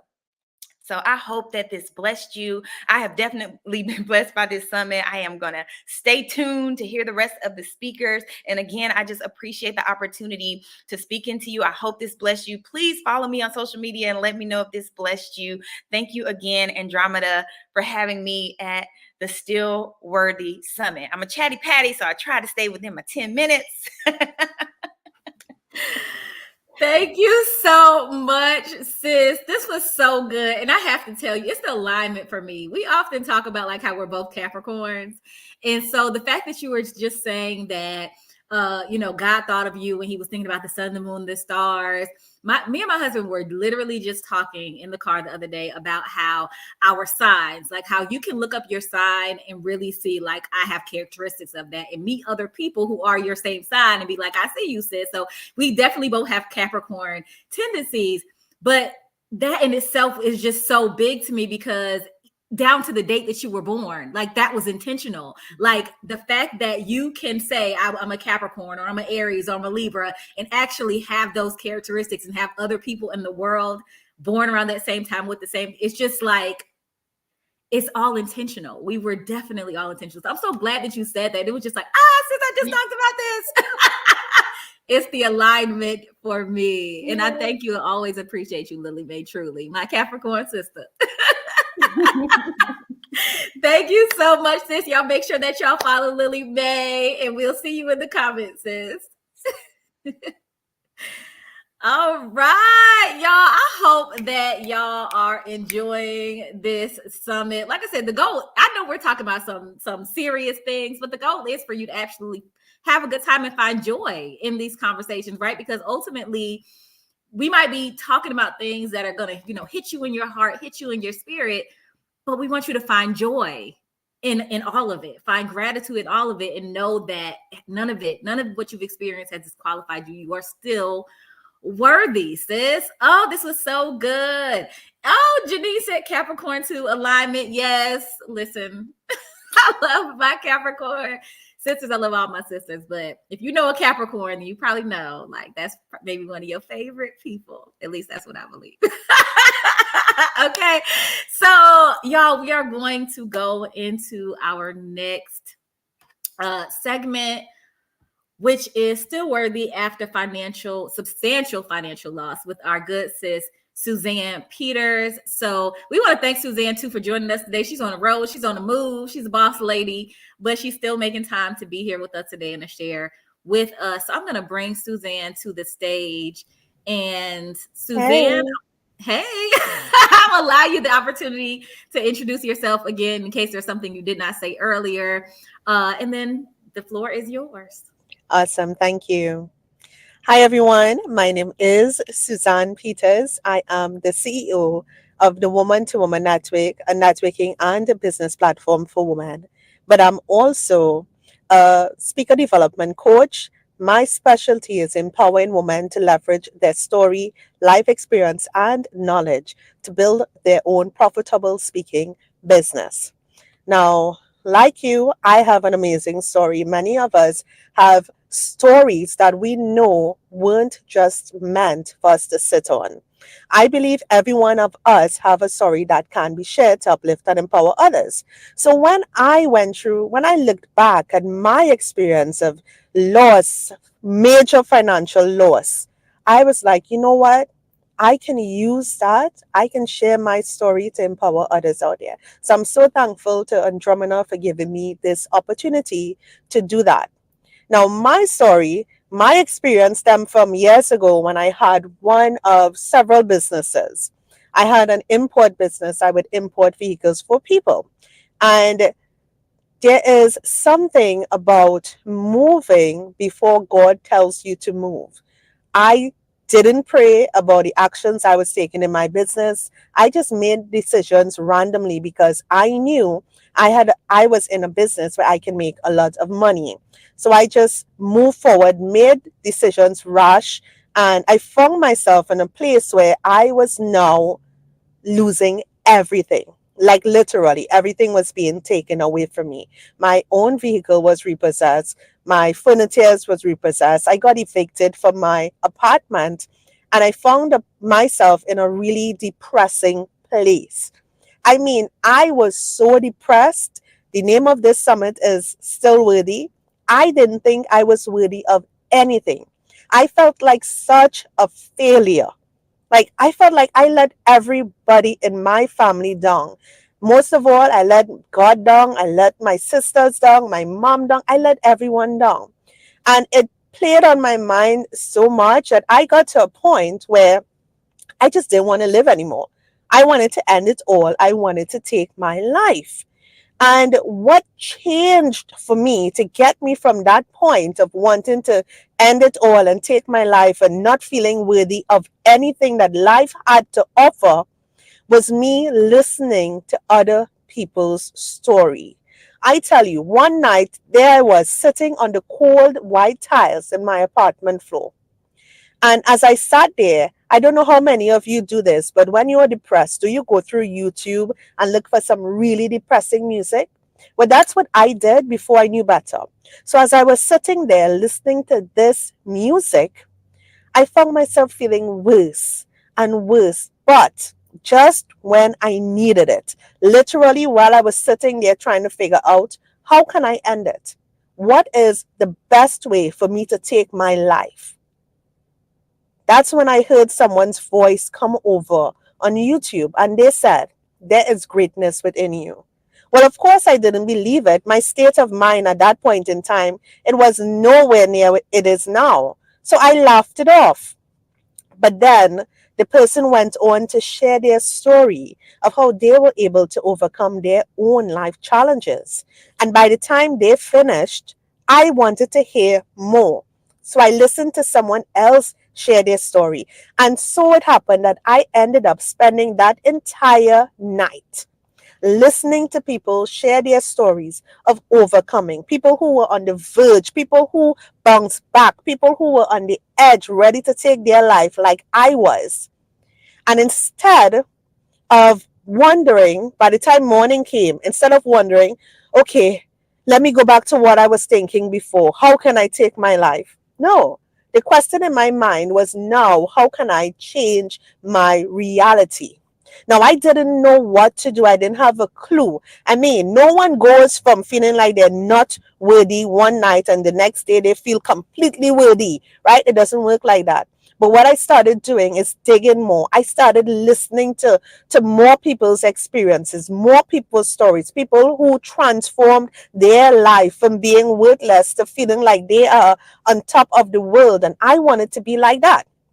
The more I listened, the more I learned. And in doing that, I was able to build my own mindset. I was able to convince myself that, yes, Suzanne, you are still worthy. Yes, you failed in business, but you are still worthy. Yes, you failed in so many different areas of your life, but you are still worthy. You still deserve all the best that life has to offer. So before I go, I just want to give you three things, three really basic things that I did that you can do. First of all, you need to decide that where you are now, that financial failure, that brokenness, that isn't where you want to be. Only you can make that decision. So once you make that decision, the next thing I want you to do is decide what you want or where you want to be in your financial journey. Make a conscious decision, like decide exactly what. If it's money, how much money?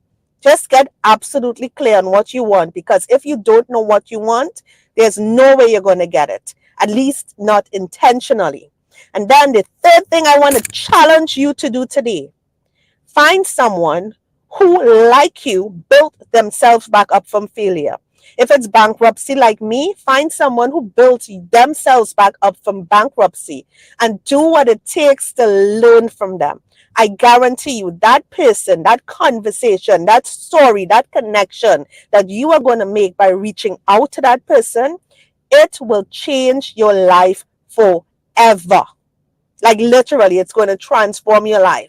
So today, I am a completely different woman than the woman I was all those years ago. I'm no longer thinking about taking my life. Now I'm thinking about how I can give life to others, how I can speak life into others. How can I empower others through sharing my story of failure and heartbreak and feeling like I wasn't worthy, to now knowing that I am worthy, knowing that everything I went through was for a higher purpose, knowing that my story can now impact the lives of others. So those three things again: decide that you don't want to stay where you are, make that decision, decide what you want, where you want your financial life to go, and find someone who is doing what you want to do, who have been through similar challenges, and make it your duty to learn from that one. Thank you so much for allowing me to share with you here today, Andromeda. I appreciate you. I hope I didn't go over my time. No, sis, you actually did not go over your time. Look at you. And you called yourself a chatty patty. No, but I like to stay on time. Yes, no, you did great. This was really great. And actually, because we have a little bit of time to spare, Okay. I just want to ask you a few questions Sure. because we talked about substantial financial loss, but you also touched on the fact like failure in business. And if there are any entrepreneurs, business owners, aspiring business owners on listening now or at the replay, this question is the answer to this question. I want you to definitely to just take, absorb, and keep with you. So, Suzanne, as an entrepreneur myself, I know that one of the biggest hurdles to overcome in entrepreneurship is that moment when you feel like you have failed. Like you put in all of the effort to launch that thing, right? You had the sleepless nights. You did all the things that you thought you needed to do in order to have a successful launch, and you put it out there, or you created an event, right? You plan an event with the best intentions and you have this beautiful vision and nobody shows up, nobody supports. And so now you feel like a failure. What are some things that people can do to overcome those moments when now they feel like, well, I might as well just hang it up and quit because I clearly don't know what I'm doing, or I'm not good enough. I'm not good enough to get the support or to have people see my visions and support them. First of all, you have to understand that failure isn't the end.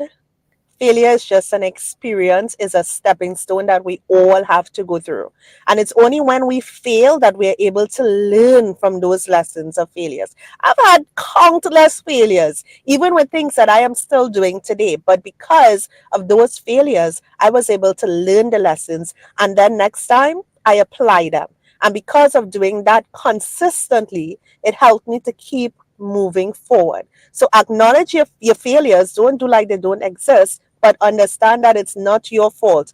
And many of the gurus today, the people, the men and women we look up to, the people we admire, go check out how many times they fail.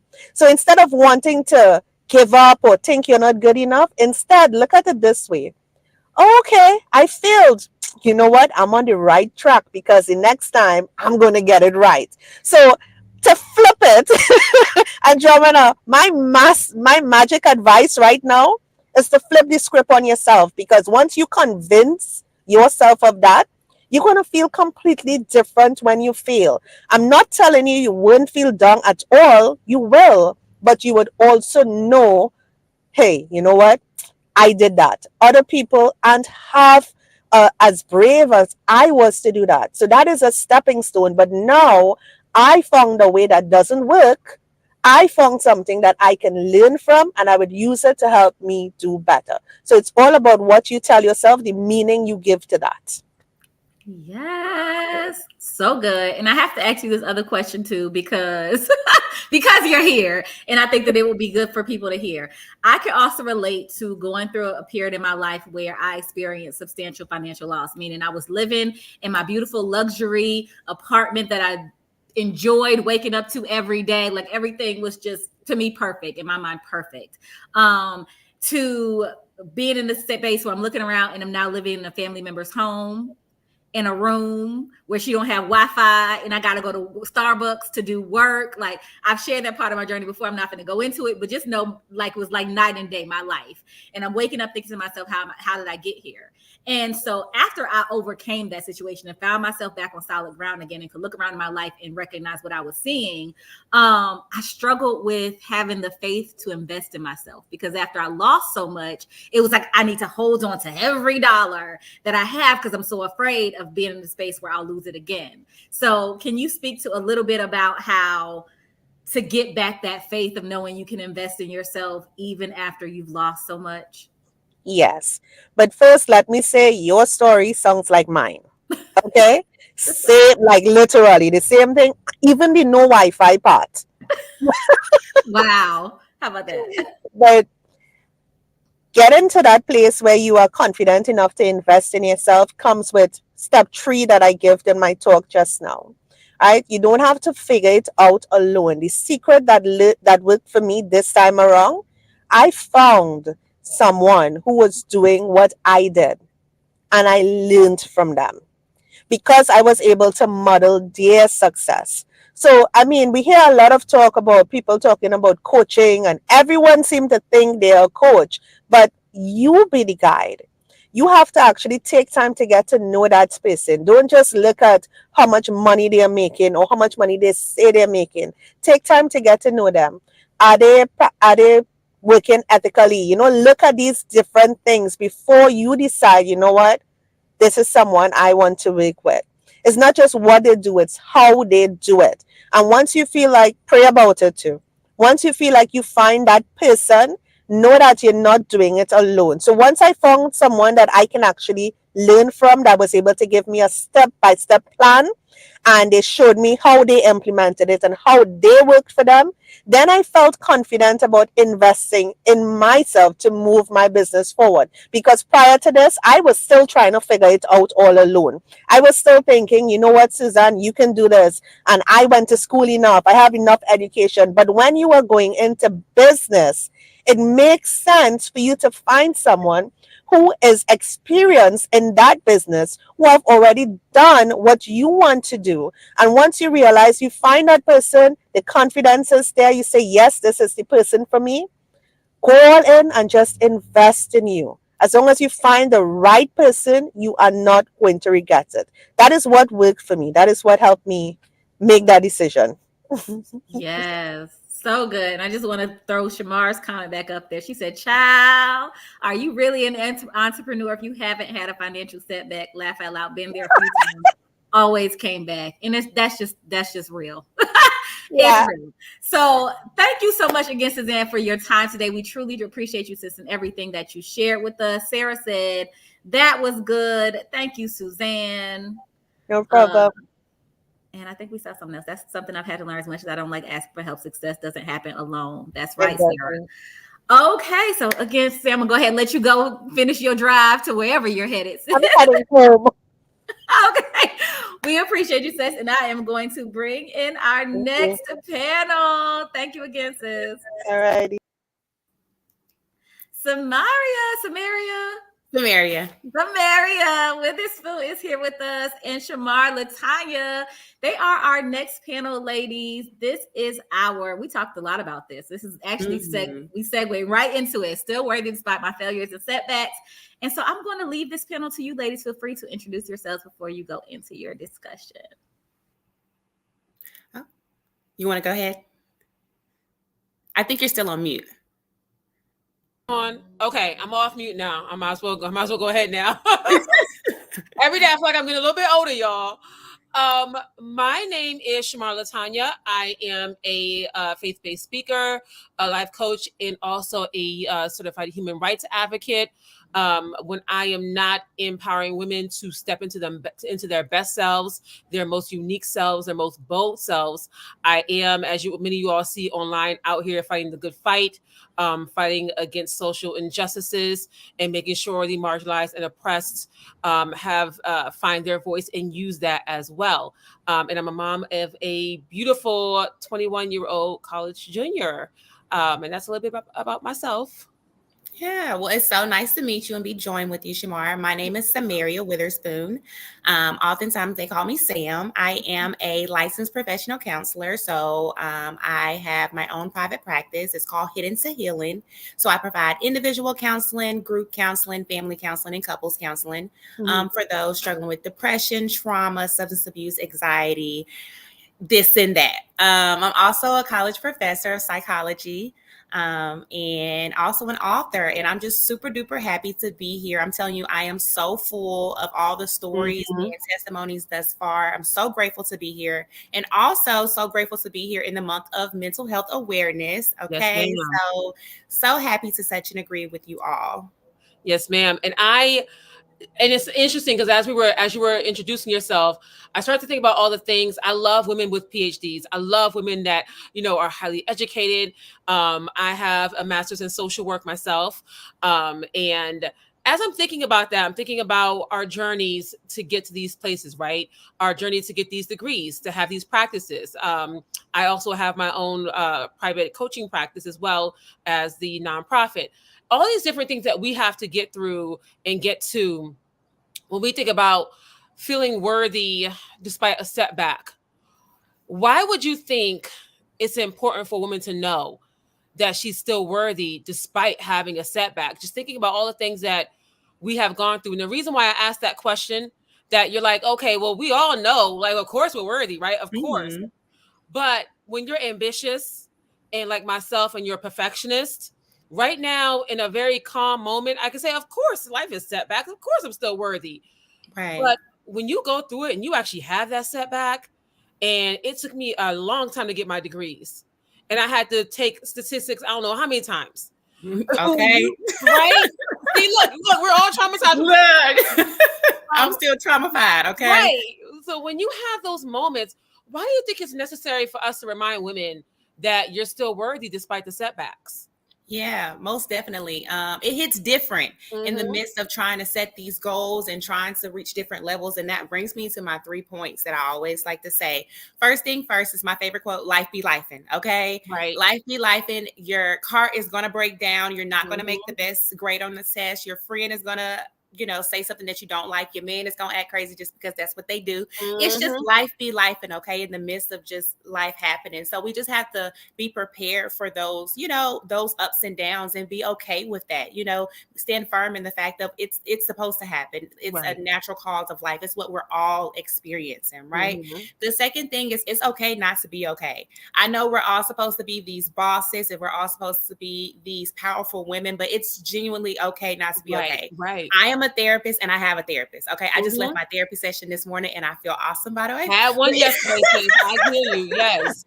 Because life be life, and for me too, no one lives a perfect life story. Okay. So it's okay not to have the best day. A bad moment doesn't have to be a bad day. A bad day doesn't have to be a bad week. A bad week does not have to be a bad moment. A bad week doesn't have to be a bad year, right? So just stand firm in the fact of it's okay not to be okay. It's okay to feel these emotions of anger, frustration. These are emotions we're supposed to feel. It's natural. But the thing is that we don't sit in them, okay? And we don't allow them to take over our day-to-day happenings, as far as, having to go to work or do X, Y, and Z. Give yourself the grace to experience these things, but also, understand that things will be all right. Another thing is that, setbacks bring and build character. All right. I wouldn't be who I was without the setbacks, without the certain failures that I've experienced myself. I've been listening to so many different stories and just testimonies, and I've been over here trying to stay strong because although I'm a therapist, I'm a crybaby. Okay. So period. And it's okay to be a crybaby too. I had to learn that it's okay to cry it out.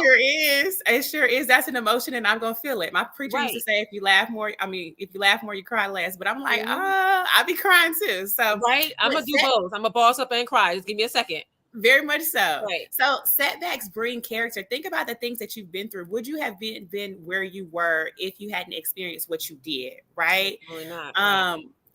allow yourself to build and become who you're supposed to be within Mhm. those moments, right? And so I know I said a lot, but that's to kind of answer your question. Yeah. And I think it's important to understand that the reason why we also, just to add to that, you also have to know that you're worthy after setbacks. I told my daughter she had a tough junior year, really tough junior year. And it was the first time in her life that she'd ever gone through something that bad. She had medical issues. She ended up on academic probation that she had to work her way out of. Never in her life has she gone through that. And I said to her, take it from a mother who has gone up and down, in and out, in these streets, out these streets. You have to understand that your setback doesn't define who you are. Like, you're going through a tough time right now. So this is the first time you've ever felt depressed or you've ever felt sad. What you're feeling is normal, but that doesn't mean it's who you are. You are simply having a setback. You're going through a hard time, but that doesn't mean that this is who you are as a person. And to your point, this is what builds your character. This is what makes you. Is giving very much, character produces perseverance, and perseverance produces so forth and so forth. So those moments when you have, I think that's why it's important to realize that you are worthy, even though you had a setback, because it doesn't define your character.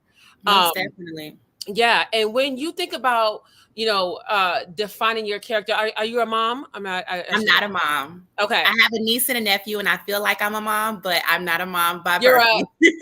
The aunties are moms. Aunties are moms high key because I love my babies, and I have students and clients. Y'all be out here stay with these kids.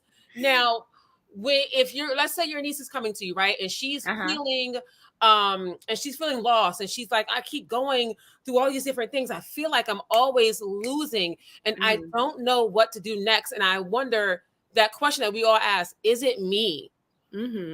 What would you say? Because I know what I said to my daughter, it's just life, right?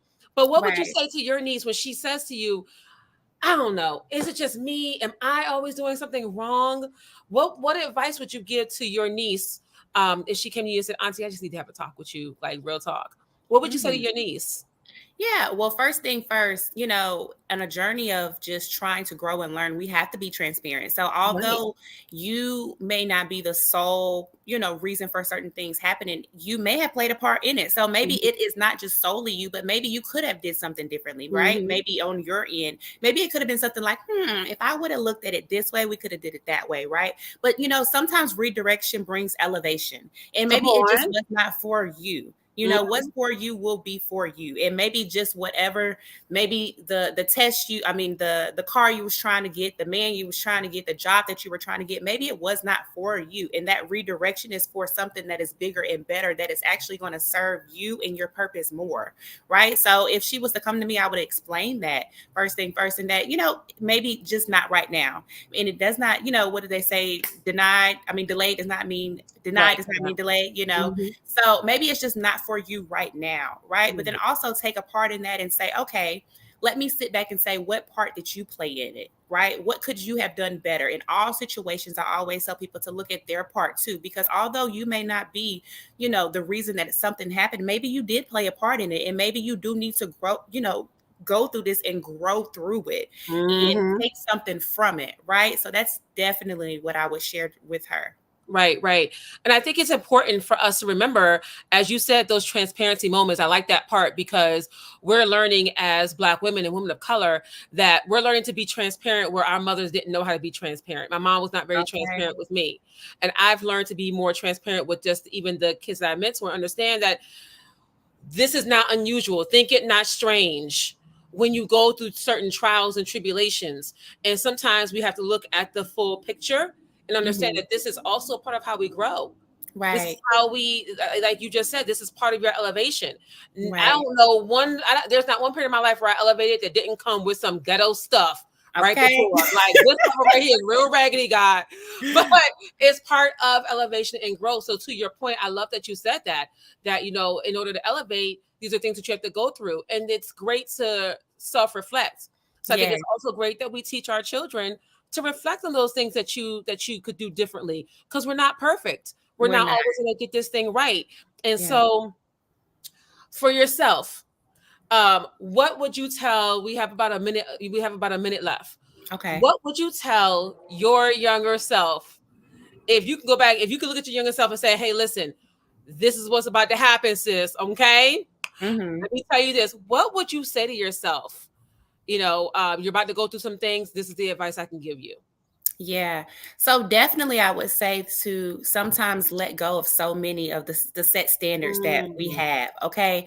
I'm so glad that we are gathered here with so many other, intellectual and powerful women, but can we let go of the strong Black woman narrative? Because I hate it. It's trash. Okay. Throw it away in the trash. I hate that. Knock it all over. Because that narrative, get to the point that we're supposed to take on whatever, whenever, and we're supposed to act like it's okay. We're supposed to put this mask on. And I am going to give credit to all ancestors before us that they did take on so much for us. But you know what? They took it on so that we wouldn't have to carry so much. And so let's let that go. If anything, we're resilient. We're able to rise above and grow past everything else. But being strong, this strong Black woman narrative, I don't like it. It's trash. It's let it go, because that means we're just supposed to take whatever. We're supposed to act like it doesn't bother us. And it does. We are supposed to feel certain emotions. We're supposed to experience certain setbacks. We're supposed to be not perfect in certain areas. So allow yourself and give yourself grace within your journey. And I wish I would have told myself, my younger self, that. And that's actually a reason why I wanted to become a therapist, because I wanted to let people know that I want them, it's okay to show up as you are in whatever form that looks like. And it's okay to embrace your own journey. And I wish I would have been told that. And I took it, and, I would have embraced that, because I felt like I just beat myself up so much because I didn't, fit certain images that are portrayed and, giving grace and sending love to this new generation. Because Lord Jesus, in the world of everybody is rich and famous on social media, everybody got the perfect body and all of this. I know they experience so much pressure, but I just want to tell them to give themselves grace, and even as adults, to give yourself grace, because you are where you're supposed to be. In spite of all of your setbacks and failures that you may have experienced, you are still worthy, and we're here for a reason and so continue on to serve your purpose.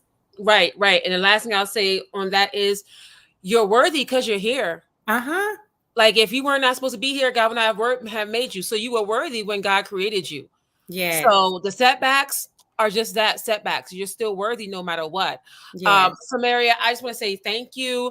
You have a very powerful voice also. Thank you. And I cannot wait to see what else you do. It's very much your voice reminds me, if I could picture it in my head, it's like your voice has the ability to knock down whatever wall somebody has up. You should take that, because I tend to move in the prophetic quite a lot, and I don't know where I'm taking it. It's gonna start my day off. So that's what I thought. So don't underestimate the power of your voice. That's what I hear for you. Andromeda, please come get this, because I can feel the oil starting to run. Okay, we're gonna go all day. We're gonna be here, and if y'all know me, y'all know how I start getting when I get here. But just know that, Samaria, don't underestimate the power of your voice. I see it knocking down things. Thank you. I love that. Thank you so much, Samaria and Shamar, for sharing your hearts with us today and your truths. And I'm with you, sis. The strong Black woman, trash. Let's throw it away. Let's all collectively throw it in the trash. We're not doing that no more. Okay. I love it.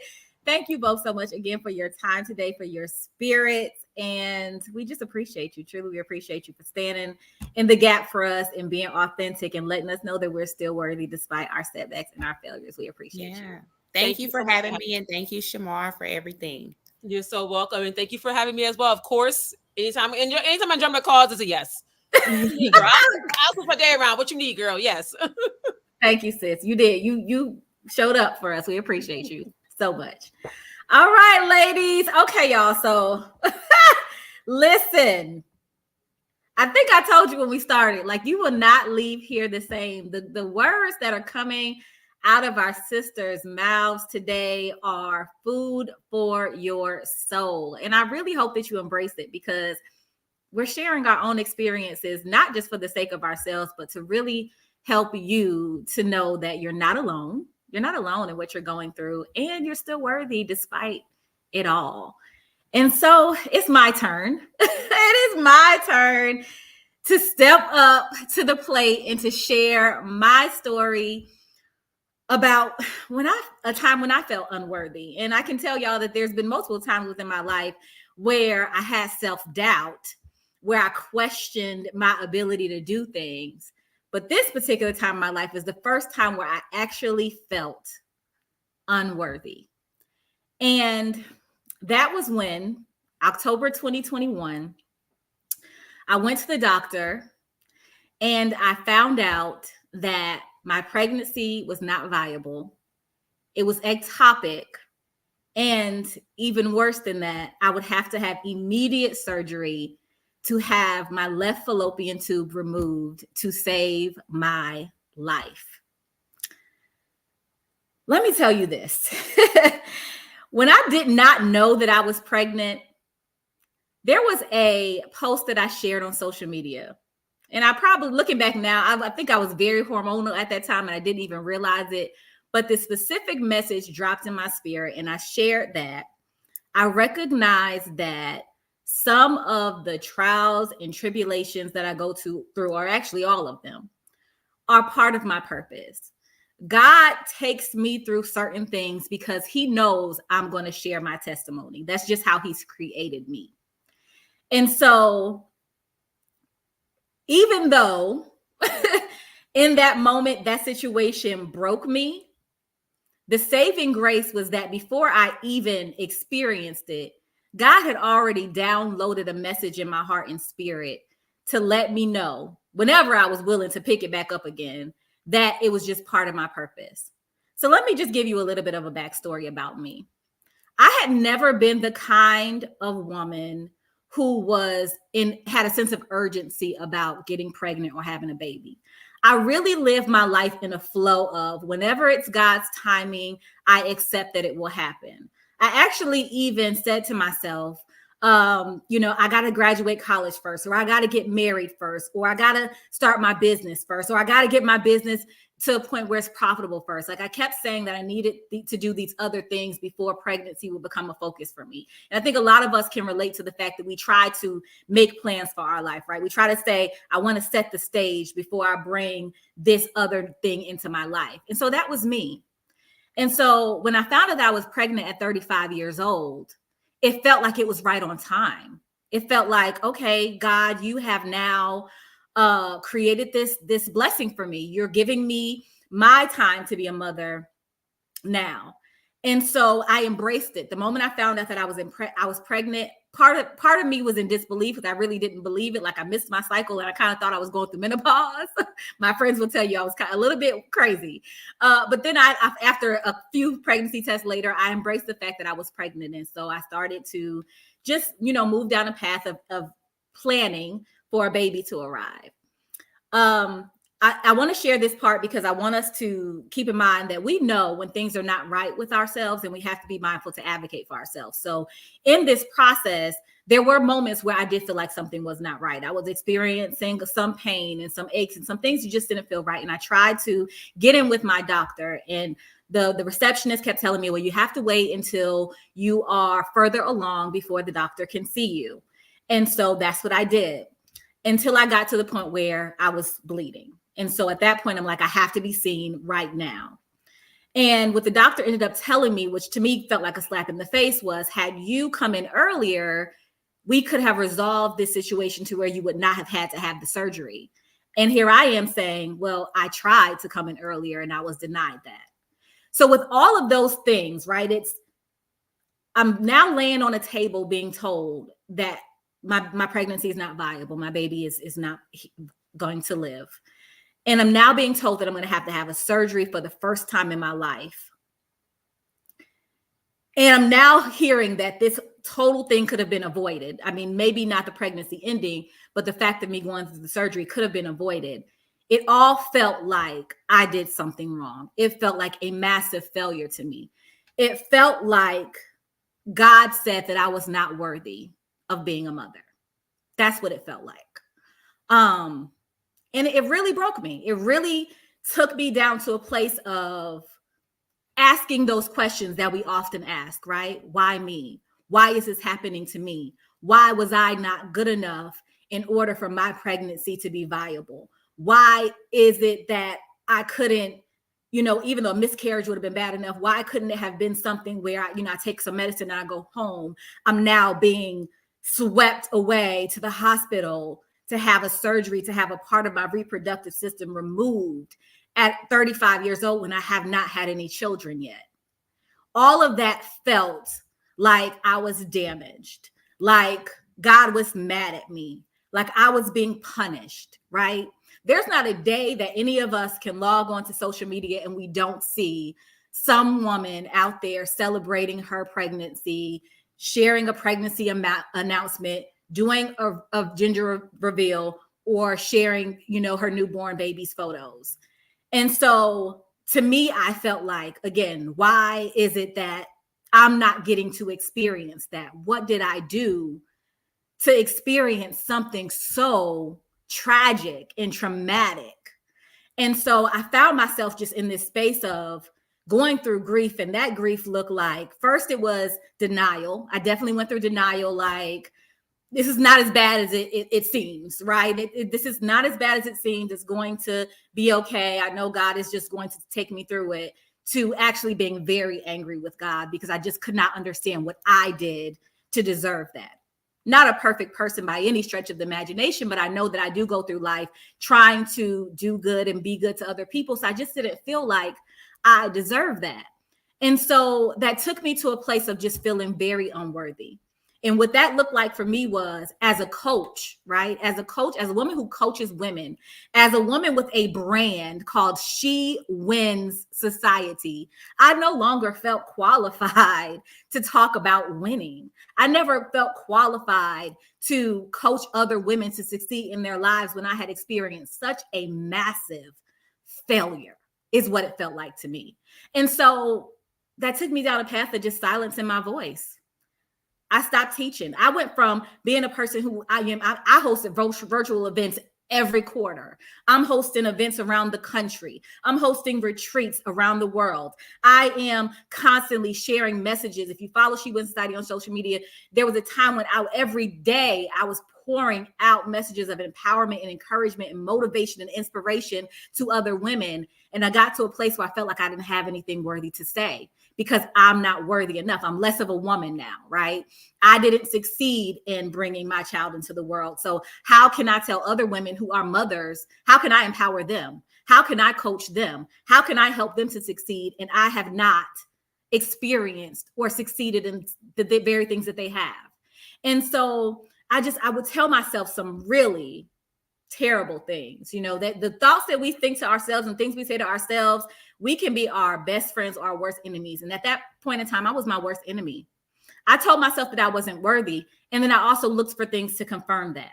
So in that season, when I felt like certain people weren't showing up for me, that confirms that I'm not worthy. When social media is acting crazy and the algorithm is acting up and I post something and my reach has now declined, that's another indication that I'm not worthy. I just kept looking for other things to confirm that, yeah, Andromeda, like, it's just time for you to just shut it down, sit down, be quiet, go hide in a corner somewhere, isolate yourself, because you are no longer worthy to coach, empower, help, serve, whatever.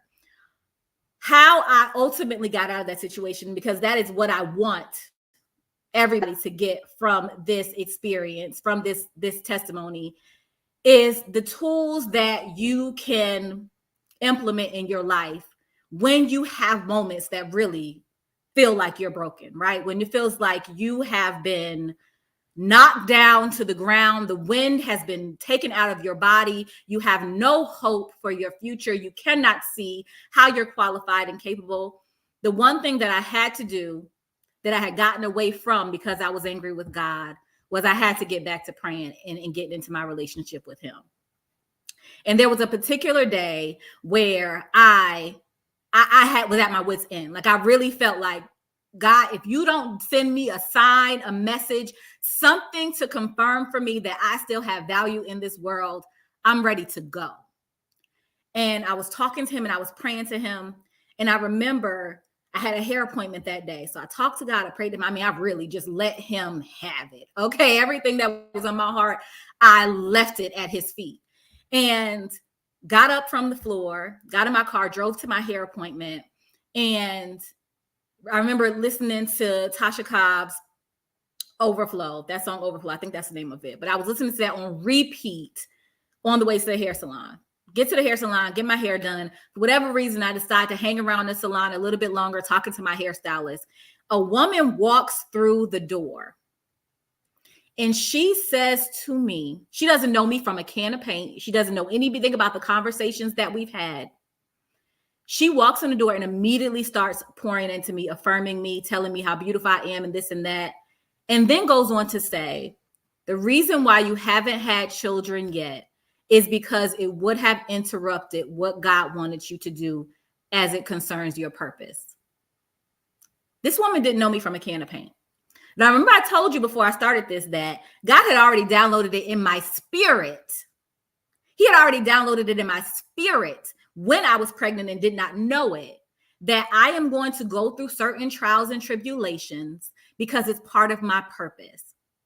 And so with that, it breathed new hope into me, because now I could say to myself, God, you hear me, you see me. See, I'm the kind of woman who I'm purpose driven. So my power, when I show up in these spaces, it comes from God.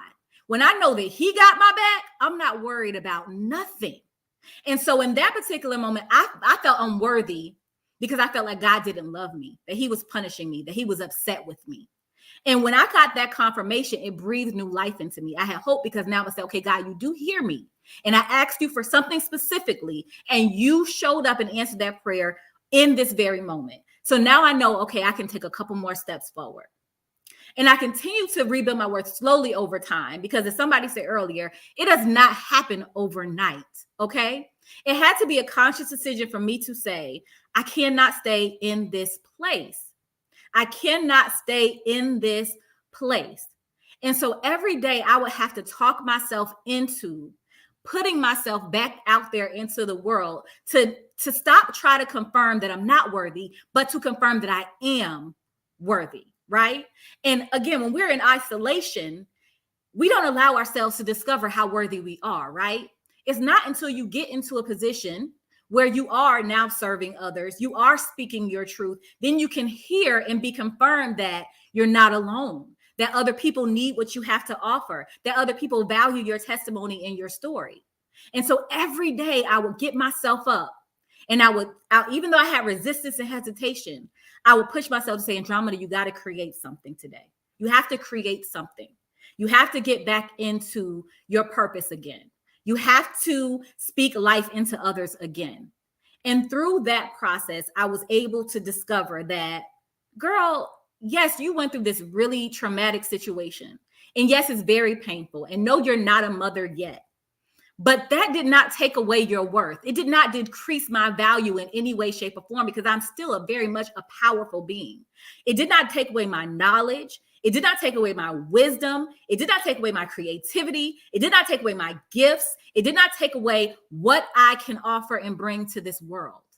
And so with that, I want to say to the women who are currently in a space where you feel like, again, it's oftentimes when we look out into the world and we start comparing what we don't have to what other people do have, that is where we start to feel unworthy, right? God, why didn't you send me a husband yet? God, why haven't you allowed me to get pregnant yet? God, why haven't you allowed my business to reach 6 figures yet? Whatever it is. I want you to know that you are still worthy of the desires of your heart. You're still worthy. Just because it didn't happen when you thought it would happen doesn't mean that you've been denied it forever.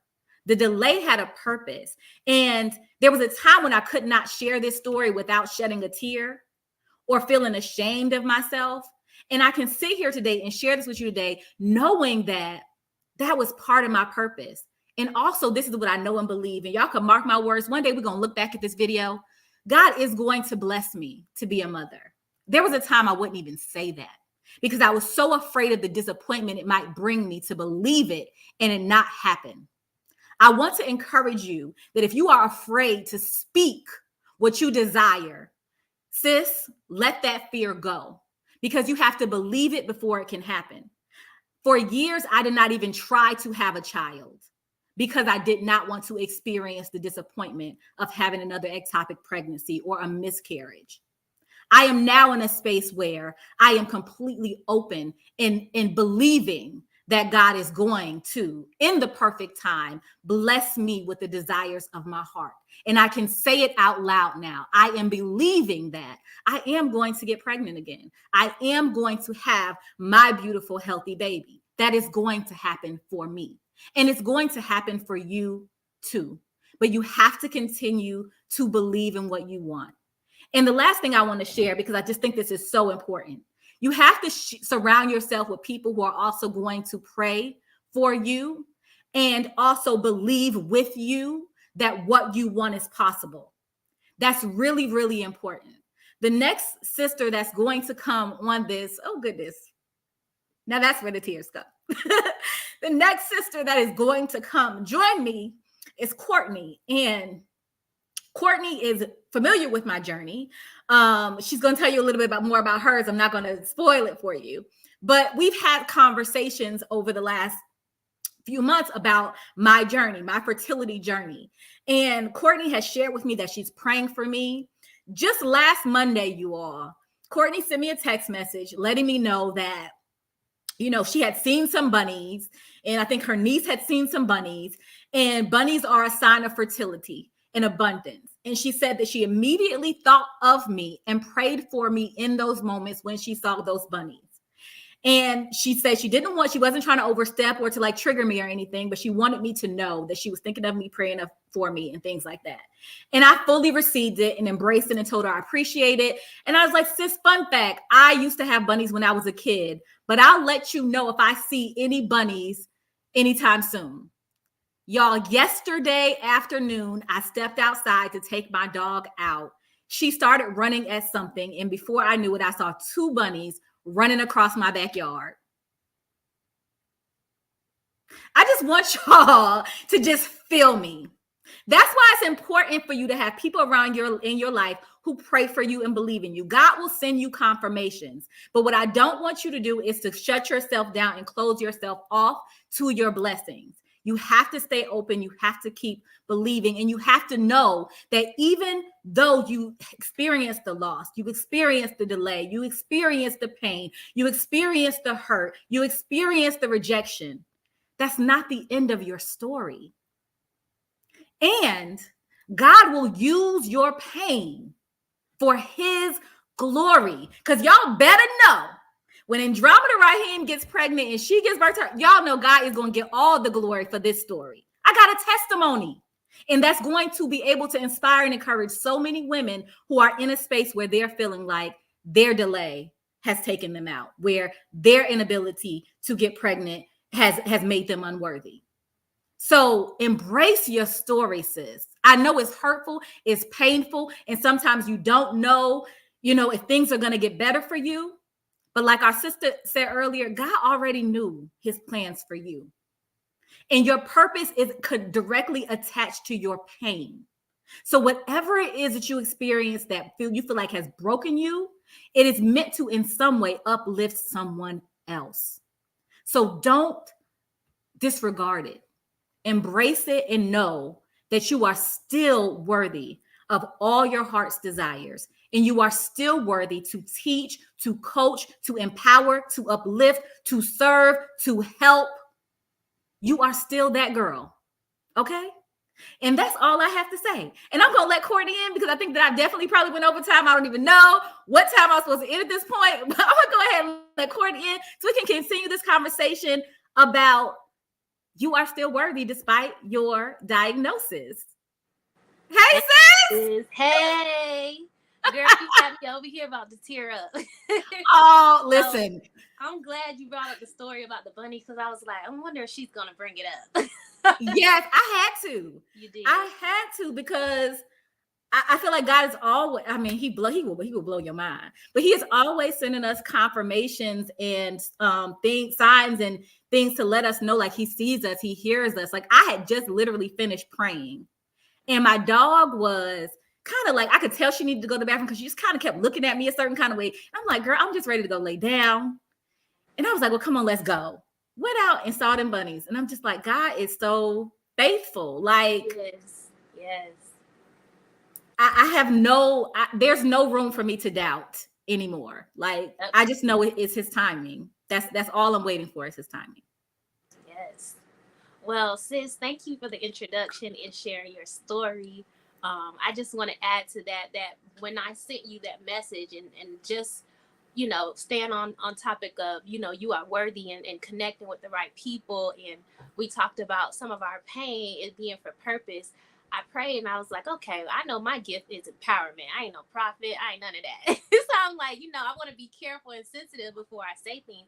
And I prayed and I was like, okay, God, you know what? Before I say this to her, like, just let me know. Like, are you giving this to me to say? And after I shared it with you and you received it and we had that conversation, it was also an even more empowering moment for me where I asked God to help me to walk in boldness when he put something on my heart. So I just want to say that to you and share that with everybody, because sometimes you need the right people, but also you need the people that that are going to make sure that they got this word from God, or that they're not speaking out of turn. But we're going to always speak positivity into existence. So thank you for even allowing me to pour that into you and share that with you. So Yes. And it just makes me think about too that, like, the connection, like it's all meant to be. Like, God placed you in my life at this particular time for a reason, and also placed me in your life because for me to be able to confirm that for you is huge, right? Like, okay, I did hear what I heard. I said, did see what I saw. Like, that's really important. And that's the power of our connections, because we pour into each other in a variety of ways and confirm each other's worth, right? Like, you're letting me know, sis, I see this for you. You're still worthy of it. And I'm letting you know, sis, you got some power over there. Yeah. Your prayers have some power, honey. And you are worthy of all of the blessings that you're receiving because of all of the good that you put out into the light, into the world for others. So good. But we're like, okay, because we can talk about the glory of God all day. All day. But today, this panel discussion is about still worthy despite my diagnosis. And so, since I would love for you to, briefly introduce yourself, as well as share with us your testimony about a diagnosis you received and now what is happening for you in your life. Yes. So my name is Courtney Michelle. I am a speaker. I am a wife. I'm a sister. I'm a daughter. I'm an auntie. I always love to start off with that because community is just so important to me. And in each of those different roles, I'm able to show up in my gifts and show up with love. And I'm just happy to be here. So my Instagram is Empowered by Court. If any of you guys want to follow me, feel free to do so there. But I want to start this off with a Bible verse, and it really flows in what you were just saying. And it's Psalms 126, verse 5 and 6. And it says, those who sow in tears shall reap in joy, and he who continually goes forth weeping, bearing seeds for sowing, shall doubtless come again with rejoicing. And I just want to start off with that. So my diagnosis that I want to talk about, and many women on here may have heard of this, experiences, or maybe even dealt with it in silence, is dealing with uterine fibroids and PCOS. And I'm pretty young. You guys can see it, right? And I was 21 years old when I was first diagnosed with fibroids. And it started off as just like constant bleeding, right? And I say that because there's a story about the woman of blood, right, in the Bible. So I want to try to correlate those two. But it started off with just me nonstop bleeding. And once I went to the doctor, we were trying to figure out what was going on. One of the first things that the doctor said to me is that because of these fibroids issues, there's a very high chance that you will not be able to conceive and have children. And at 21, that didn't really mean much, but at the same time, it was like before I got to the place of making a decision that was something I wanted for myself, I'm being told that may be out of the cards for you. And it just started changing a lot of things for me. At that time, again, young and in college, I felt like I was already scared and afraid and trying to figure out who I am and what I wanted to be and what I wanted to go for. And I remember even early on sharing the experience or sharing my diagnosis with my best friend. And I started asking questions like, well, when I start dating people, should I tell them I can't have kids? And I just went down this whole rabbit hole of like what my diagnosis meant. and what it will hold me away from. But I continued to live life, right? And then it was the matter of dealing with the pain that came with my diagnosis and how it affected me in other areas of my life, not just in relationships, but just how I functioned in the workplace and even in school. Like I had to, that semester when I found out, like that was a tough semester for me because I'm just processing and processing this diagnosis and what it means and how I care. But, you know, as our sisters have said, a lot of our pain comes with purpose. Through my journey of navigating fibroids, I became very intentional about not just my physical health, but my mental health. So over time, it was very hard in the beginning, but over time, this painful thing, this painful diagnosis also has birthed community for me. I started a blog because of my diagnosis. I never told people what it was, but I was talking about continuously having faith and believe in God. And for me, my belief in God, my faith was about healing. It wasn't about motherhood. I hadn't gotten there just yet, but it was about being healed. It was about being strong. It was about trusting God that this too shall come to pass. And in the beginning of my diagnosis, I didn't know that that was something that many women dealt with. So I went through it in silence. So I went through depression. I went through mental health issues, and nobody knew what it was for. They thought it was, I went through a season of unemployment, and that was a very depressing time for me. And it wasn't because of me being unemployed. God was covering me. Financially, he had me. He was taking care of me. It was a matter of I don't have the finances or the means to take care of my well-being and deal with this diagnosis. But I never said that to people because I just felt like this was something to be ashamed of. This was something that made me unworthy, having the issue of the blood. So I kept a lot of it to myself.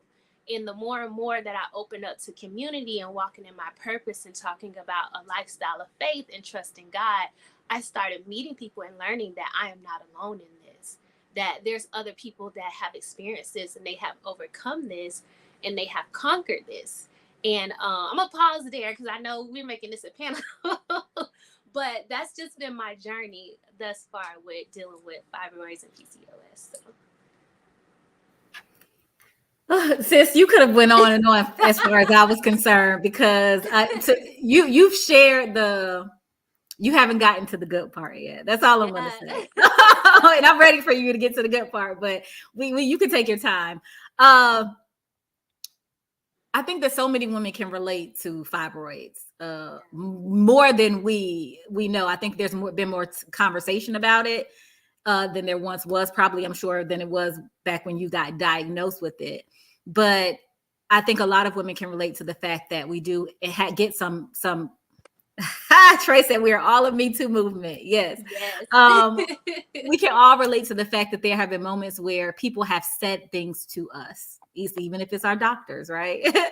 That have made us feel like we're unworthy because they put this label on us. Yeah. Somebody labeled you infertile and unable to have children. And I'm the same way. Like I shared with my testimony, like there was a time where I wasn't even thinking about children until people start to tell you can't have them, right?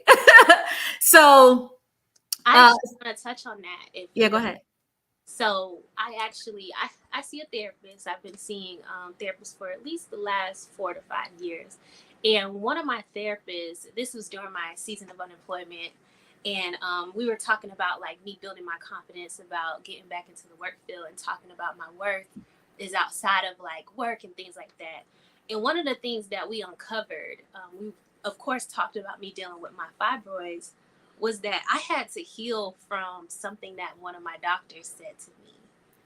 And she asked me, I had a new doctor. I was actually on Obamacare, I want to say at the time, because I was unemployed. And this is like a stressor for me because if you all know, if you don't have good insurance, you don't get the best care, right? And I remember I saw this doctor and she said to me, she was just like, how old are you now? And she's like, have I tried to have children? I said, no. And she's like, how long have you known that you had these fibroids? And I told her it had been some years. And she was just like, well, are you dating? She's asking me these questions. I'm getting to know her. And I said, yes. She said, have you guys been together for more than 2 years? And I said, yes. She was just like, oh, well, does he know about your diagnosis? I said, yes. She was just like, well, he don't want to be with you. And she was just like, you need to leave that relationship. And in my head, I was just like, okay. And I remember leaving that doctor's appointment feeling hopeless, because part of the reason I came there is because someone else wouldn't see me. And they had told me the only way that they would see me as a patient is if I was to do a hysterectomy. And I remember, as much as many people aren't educated, I remember being upset because I said, I wonder how many Black women come in here and they're being told the only thing they can do is a hysterectomy, and they're in pain, and they choose that, hey, I don't have the belief, that's what I'm going to do. And even though I wasn't at a place of like, hey, I'm ready to be a mom, I knew that motherhood was in my path. I knew that was something that God promised to me. And anyway, I mentioned it to my therapist, and my therapist was furious. And she was just like, I can't believe she would say that. And I didn't realize that that was even something that I had to heal from, because now, not only am I dealing with this label of being infertile, now I have somebody like telling me, I'm doing my life wrong because of this diagnosis that I have. So, I'm looking at the time, so I'm going to get to my testimony, the ending, the joy, is that today I am 19 weeks pregnant. So I'm going to fast forward to the good part, which is why I want to share that Bible verse that those who sow in tears, they shall reap in joy. And it's going to be God's timing. And it's all about what our sisters have said today. You have to choose to believe. You have to choose to surround yourself in community of people that will pray for you, who will speak life unto you, and who will not know what your diagnosis is and give you and speak words of doom and negativity. And I think between me having community and trusting that in God's timing, that it will happen for me. And you mentioned the song earlier, Andromeda, that you heard. And the song for me was It's Happening for Me. And I played that song over and over. And it wasn't just about motherhood. It was about careers, about a home. And literally within the last 7 months, God has answered every prayer, and He has flourished every seed that I have sown. So not only did me and my partner, who I was with at the time of being a doctor, not only did we get married, but right after our marriage, my husband got a promotion. A couple of months later, I got a promotion. A couple of months, or not even a couple of months later, we went to church for New Year's, and the pastor said, you know what? If anybody's believing God for a house, stand up. And my husband stood up, and I was looking like, that's not what we discussed, but okay, I'm gonna stand beside him. And I stood up, and within 3 weeks we found our home, and within a month and a half we closed on our home, and the week before our closing we found out that we were expecting. So that's my testimony. And I just want to remind each and every one of you that you are still worthy despite your diagnosis. Don't let a doctor, don't let a friend, don't let a naysayer tell you that it can't happen for you. Don't let anybody tell you that you cannot be freed. And going back to the woman in the Bible of the blood, I heard that story so many times of the woman in the Bible with the blood, the issue of blood, and that never connected to me until like a year and a half ago. That's the same scenario that many of us women are dealing with fibroids and PCOS. And that woman, she saw God. She seen him and said, if I could just touch him and get healing. And she was healed immediately. And all you have to do is believe in God and know that he can heal you, and you can be healed immediately. I went through my surgery 2 years ago, myomectomy, to have my fibroids removed. And when I started off on the journey, they told me I had 6. I had 18 fibroids removed, one the size of a roasted hen, a big hen. And I remember my doctor saying to me that if I were trying before that was part of the reason why. And I couldn't say that I was trying because I was afraid of what that could look like. But anyways, I started having a fear because one of the things they told me is that they could come back. And just before I found out that I was expecting, I started feeling something where I was like, I can tell they're back. And when I went to the doctor for them to confirm my pregnancy, and I'm sorry, I know we're going over, I'm going to try to wrap this up. But one of the things that I saw immediately when they're doing the ultrasound, I see her marking off fibroids. So they did come back. But the thing that I want to say is that I am still worthy, even with the fibroids returning. I am still worthy. I can still be fruitful. God will still allow me to multiply. I will come to a full-term pregnancy. I will be able to experience motherhood, and I will continue to share my story of healing, of how God is faithful and how he continued to show up for me. So if anybody, I've seen a few of the comments pop up that there's other women who are dealing with it. Don't let the diagnosis that the doctors gave you, don't allow the doubt of other people and what they say. Don't let nobody tell you that all you can do is a hysterectomy if that's not what you want. Just believe God for that healing. And in the Bible verse, I'm going to go to it real quick and I'm wrapping this up. But it says that because of your faith, you are healed. So all you got to do is have faith. All you got to do is believe. Because of your faith and your belief, it is going to happen for you. And Andromeda, I cannot wait for it to happen to you, because at this point, God's timing, I'm anticipating it and I'm ready to celebrate with you, because I don't believe that God brought those bunnies to me for no reason. I don't think that he allowed me to share that story with you and have the boldness to share it for no reason. So now I'm expecting for you and any of my other sisters that are in this call that might be expecting God for a miracle. And I just want you guys to know, if it can happen for me, it can happen for you. Thank you so much, Courtney. Oh, your testimony.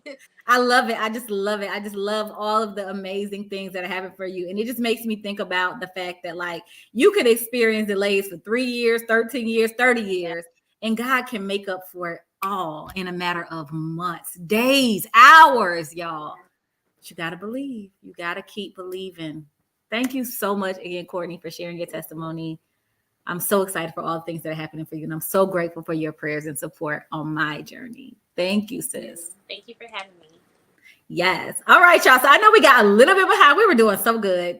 We were doing so good until it was my turn to speak. But we're going to get back on track real quick. No worries.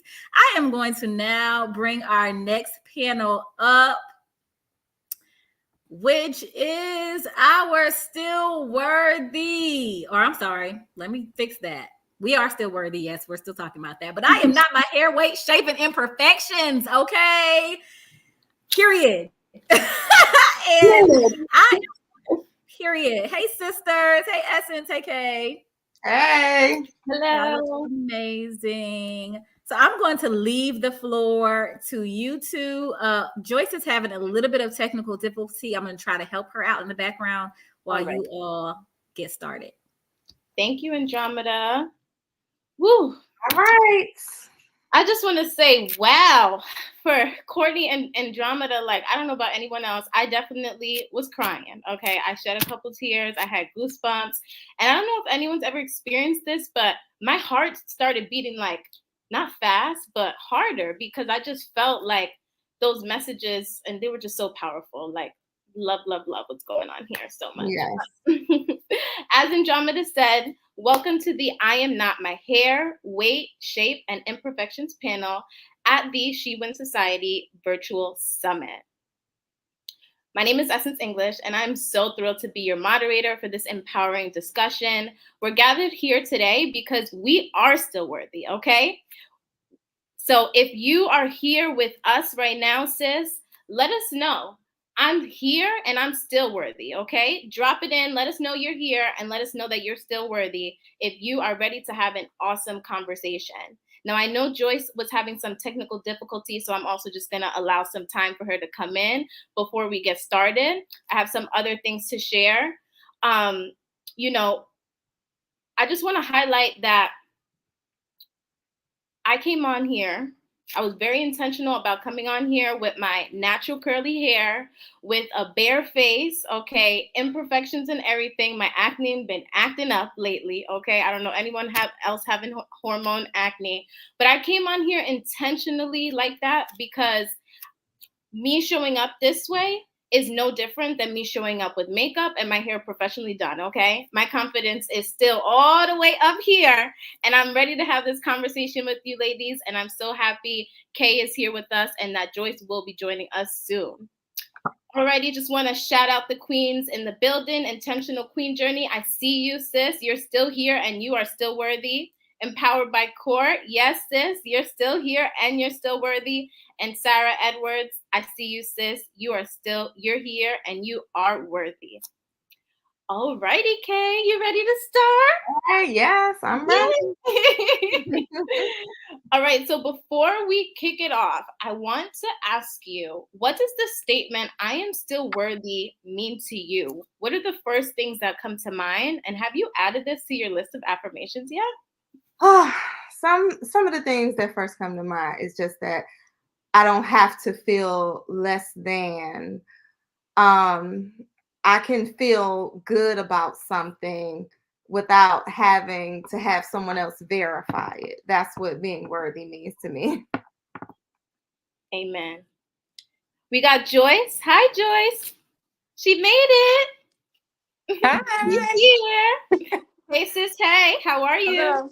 I'm good. And yourself? I'm good. Thank you. I was waiting for you. I was delaying a little bit. Thank you. Thank you. Of course. I just wanted to kick it off with the question, what does the statement, "I am still worthy," mean to you? What are the first things that come to mind? And have you added this to your list of affirmations yet? What it means to me is that I am God's creation. I'm his masterpiece. So I am unique. I am all of the above. So I'm worthy. I'm worthy of great things. I'm worthy of success. Just, I mean, I can go real deep, but we're not going to do that today. Yes, we're about to go deep. But before we do, I want to make sure I give y'all a proper introduction, okay? Especially for the sisters in the room that are meeting you for the very first time, okay? We have Kay Patrice, life and luxury mindset coach and founder of K Lux Coaching. And we also have Joyce Stanley, certified life coach, published author, and founder of Stanley Professional Services. Okay? Period.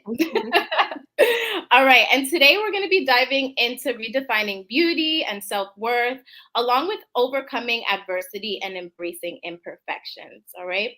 So I have some questions for you guys. I actually curated individual questions for you, but also feel free to, hop onto the question and add anything you'd like. All right. So my first question goes to Joyce. As a certified life coach and author, you've helped many women of color and faith cultivate self-love and confidence. I know you are the queen of self-love, okay? So can you please share a pivotal moment in your journey that reshaped how you viewed your own worth beyond the physical? Yes. So that was when so let me go back. So I was in the military for 24 years. And being a woman in the military, we're stripped of our identities. So, they want you to weigh a certain number. They want you to wear your hair a certain way.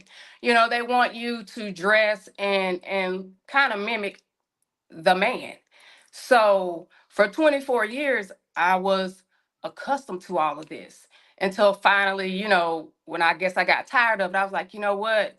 I'm ready to step back into the me, the old me, the person that I once knew versus living the way or, meeting, I guess, the standards that they have for us. It was time for me to gain or grab my powerful identity, all of that back, because again, females are being stripped of that in the military. So that's when I decided to pivot and you know be the me, the best version of me, knowing that I am worthy of all things, regardless of my hair, my shape, my weight.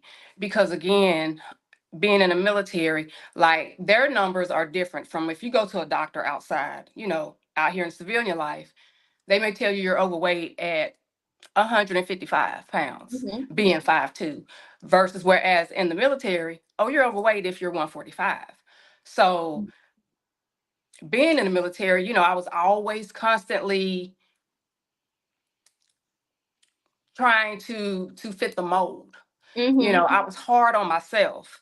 I had to be this certain weight. So again, like finally I decided to just pivot, get out, and just do things on my own terms and be me on my own terms.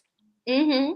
I love that, sis. I did not know you were in the military, and I could just only imagine what that experience, looked like. And it sounds like to me that you had to kind of find your femininity again, maybe Right. a little bit too. So if you could just Mhm. walk us through that briefly, kind of how did your journey look like when you did make that pivot? What were some of the things that you did to, feel like yourself again?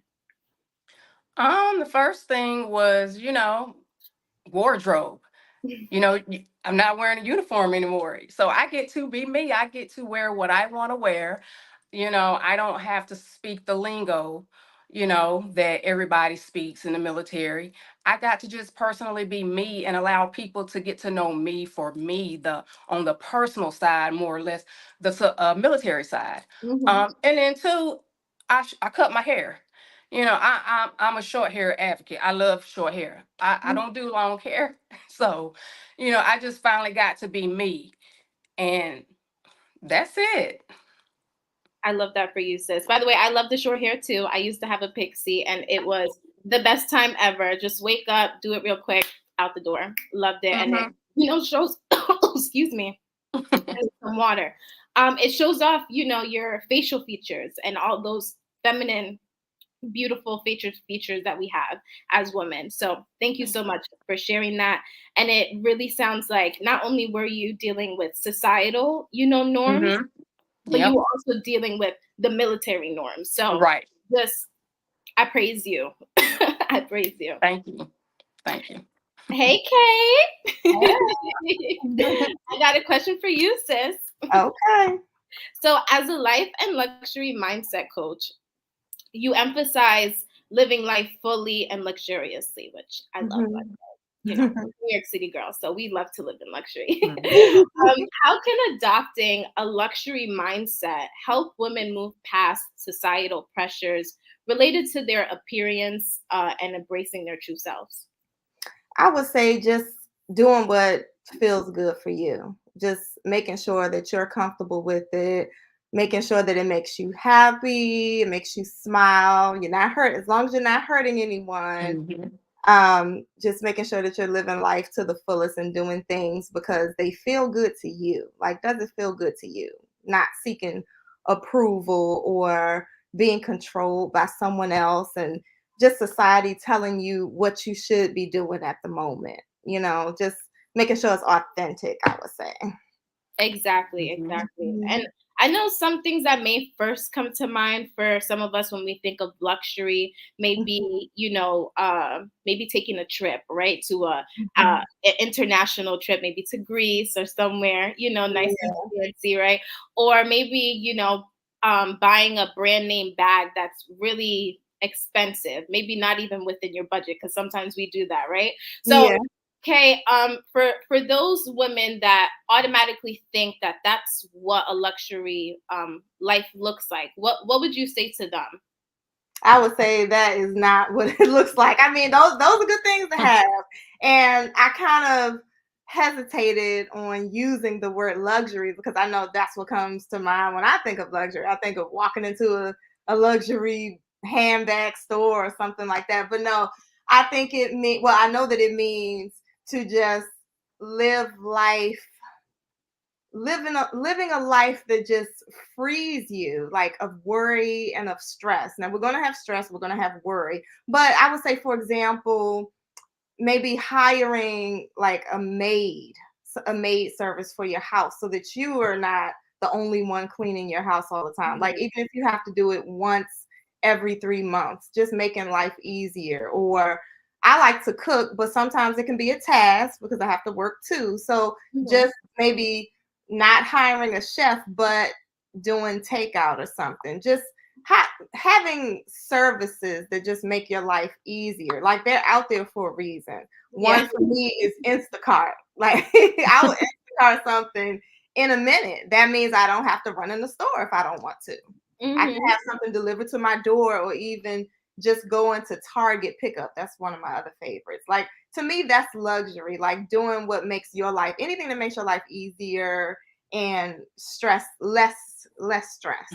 No, yeah, that makes a lot of sense. I used to Yeah. work at Target, so I know what you're talking about the people who, you place the order and they get your stuff for you, and then all you got to do is pick it up. Or sometimes, like you said, Instacart, they partner with other brands that will actually then come and deliver it for you. So while someone else is picking out your groceries, you're at home chilling in a nice bath with a nice glass of wine, right? Showing yourself some self-love. I love that. Exactly. That's a luxury life.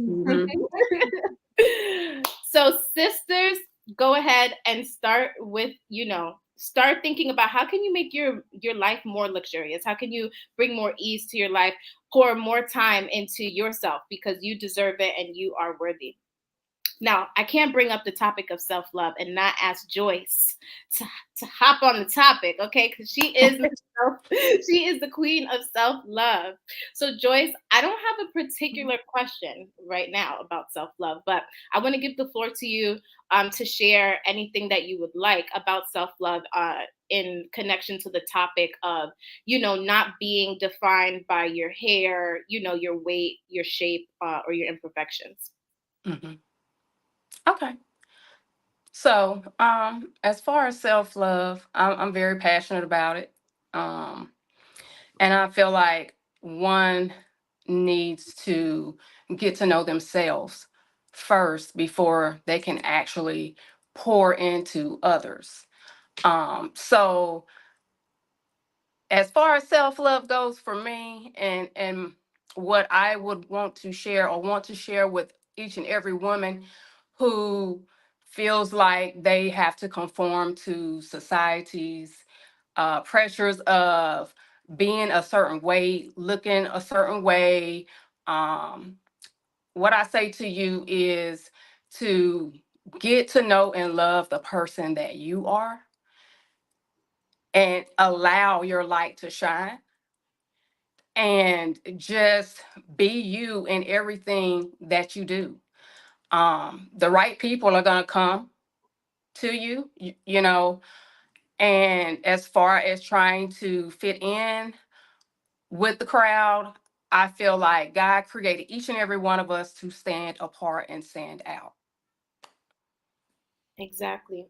We are all unique in our own ways, and we have to find that and embrace that. Because if we're out here trying to be something else or something that we're not, it's not Right. It's not authentic. It's not going to be aligned with the people that are coming to you, like you said, and the things that you do. Love that. Kay, did you want to add anything onto that before we hop into the next questions? Just as far as self-love and self-worth, just figure out what it is that you love about yourself and harp on those things and just love on yourself. Exactly.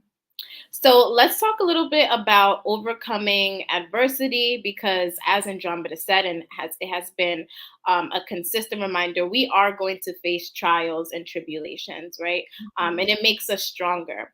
And then let's also talk about embracing imperfections. So Joyce, you've mentioned the really quickly, y'all, I'm just giving you the heads up. Got like 1.2 more minutes. 1 or 2 more minutes. Gotcha. Thank you, Andromeda. Joyce, you've mentioned the importance of, personal development in building. Just Joyce, are you still there with me? I don't. Do you guys see her? Okay, do you see her? I don't see her. She may be facing something. Oh, it looks like she's loading up. Okay. Well, I will go ahead and shoot you the question then, Kay, so then we can go ahead and wrap this up. In your experience, what are some practical steps women can take to shift their mindset from focusing on perceived imperfections, so what people think their imperfections are, to celebrating their unique qualities? I would say journaling. That's a very important step. Journaling and saying affirmations, as you said, speaking those beliefs into yourself. But the most important, I would say, journaling, because it's something that when you get it down on paper, you can refer back to it. And it's like a life story. I have journals from when I was 12 and 13 years old. And it's just amazing to look back and see how I thought then versus now. And it's a reflection. It's a life story, and you can also pass it on as you get older to help someone else. So journaling. I love it. Thank you, Kay, so much. As Andromeda said, we have to wrap it up here, unfortunately, but it has been so great speaking to you, sisters. Thank you, Joyce and Kay, for sharing your insights and stories. And thank you to all who joined us today. Stay connected, stay inspired, stay winning, and always remember that you are still worthy. Bye. Thank you so much, sisters. We really appreciate you and all that you brought to today's panel. Thank you for always being authentic. Thank you for showing up with your curly hair, sis, and your braids, sis. Just thank you for being you. And we appreciate y'all. Thank you, Andromeda. Thank you, Kay. Thank you. Thanks. All right. So, y'all, we are coming down to the last segment, which is our good sis. I'm sorry, Kay, I left you right there. We're coming down to our last segment, which is rebuilding your self-worth and self-love with Tiffany Bethia. So I am going to let her come on in. We're having an issue with the banner, but I'm gonna let her come on in. Hey, Tiffany, thank you so much for your patience, sis. We appreciate you so much. Feel free, take your time. You're not in a rush. You can introduce yourself, do all the things. You're not in a rush. I know we got a little bit behind. So share what you have on your heart to share, sis. Thank you. No, I am going to be respectful of time. I want to say, first of all, you hear me sounding a little nasal, but we're gonna press on through this, okay? We're not going to let these allergies win today. I want to say hello to you ladies. My name is Tiffany Bethia. I am a brand coach, and I'm the founder of Successful and Surrounded, which is a community for Kingdom women in business. And I'm just excited to be here. I was watching the summit as I was, braiding I just finished these like it's 15 minutes ago. And as I was finishing up my hair, I was watching the summit, and I just love that God has us in these spaces where, I'm here to share, but also I have gotten so much listening to the women talk about all of the things that they have overcome and why they are still worthy. And I'm going to talk about some of the things I've overcome today, but there's still things I'm working through, right? And so I got to hear people just talking about different things, and it's just been so powerful and so beautiful. So let's talk about rebuilding your self-worth and your self-love. And this is what, I feel like the Holy Spirit was saying to me as I was preparing for this. And even as I was just talking about this topic with Andromeda, I get to do this work a lot. I get to be in a lot of these spaces, both on the business side and also as a minister. And I noticed that there's often these moments where we're letting go of and we're releasing shame, and we're getting rid of a lot of things, but we do not fill that space with something else. Now, let me just do a room check real quick. Anybody have ever overcome struggles of self-esteem, and you got your confidence, and then you looked up in another season and you was like, why am I back with this same struggle? I'm talking about myself. I'm putting my hand up, okay? Because I can remember seasons where, I had gotten over, low self-esteem or built my confidence. And then I found myself right back in that same battle again. And what I realized is that it's not enough to get rid of the shame and the struggles of confidence and all of these things, but we've got to put something in its place. And that's why I wanted to talk about this topic today, because y'all, I am so proud, and I believe like the words that have come across have been so powerful, and the declarations and everything. And so I already know by faith that by watching this, whether you're watching this live or whether you're catching the replay, that you've emptied out. You've gotten rid of some things. But here's what I want you to know. Now you've got to put something in its place so that when that shame tries to come back, when that fear tries to come back, when that self-doubt tries to come back, there's not even going to be space for it to fill the space it was in. You know why? Because self-love is going to be there in its place. Now, I want to say this too, and then I'm going to give a couple of quick points and then we're going to get out of here, okay? But I was thinking about this, and this is something that I'm very mindful of as I do this work, especially very intergenerationally. I want you to give yourself some grace, because do you recognize that everything we're talking about is really pretty new? 30, 40, 50 years ago, these were not conversations that we were having. And so for many of us, these are not some of the building blocks and tools that we got coming up, because this was new information. It would be like, now we have new technology. We've got cell phones and, listen, I can remember being in school back in the 90s, we didn't have Google. We had the Encyclopedia Britannica. Okay. So now my whole world has changed because of new technology. Well, when it comes to self-love and worth, this is new information. So it's likely that you might have gotten this 20, 30, 40, 50 years ago, but you might not have, and that's okay.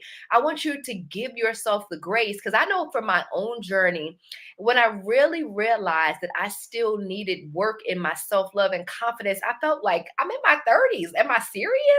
But as I begin to trace my own lineage, my mother's story, her struggles with her confidence and her shame, and my grandmother's story, I started to recognize that, no, I understand why I'm here. And I get to not only end a generational pattern, but I get to start a new generational pattern. So there's no shame that, we're going to start this work right in our 30s, right? Well, that's when I started the work. I'm in my fabulous 40s now, but I want to give a quick definition.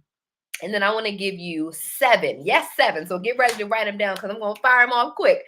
But I want to start with a definition: self-worth. I'm kind of a word nerd. Anybody else here like words? And so I immediately went to, I know what worth means, but what's the definition, right? And so it's so simple, y'all. But when you talk about self-worth, it is literally your sense of value as a human. What do you feel is your value? Now, I'm talking to women. Okay, I know exactly who I'm talking to. And so let me put my coach hat on real quick. A lot of times when I'm talking to women, I say to them, when we're talking about worth and value, you know how to treat things that you value. So when it comes to moments in your life where you've been mistreated and all these different things, it's not that you don't know how to treat things you don't value. And I'm gonna prove it to you. Get ready to meet me in the comments, okay?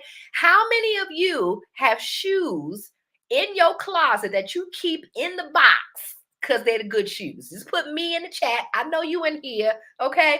How many of you have purses, luxury purses, that you keep right in the linen that they come in? Okay?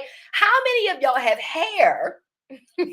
Okay, I took off a nice wig to put these in today. Okay, how many of y'all actually put that thing back on a mannequin or in something? I know you're in here. I know you're in the comments. You know why?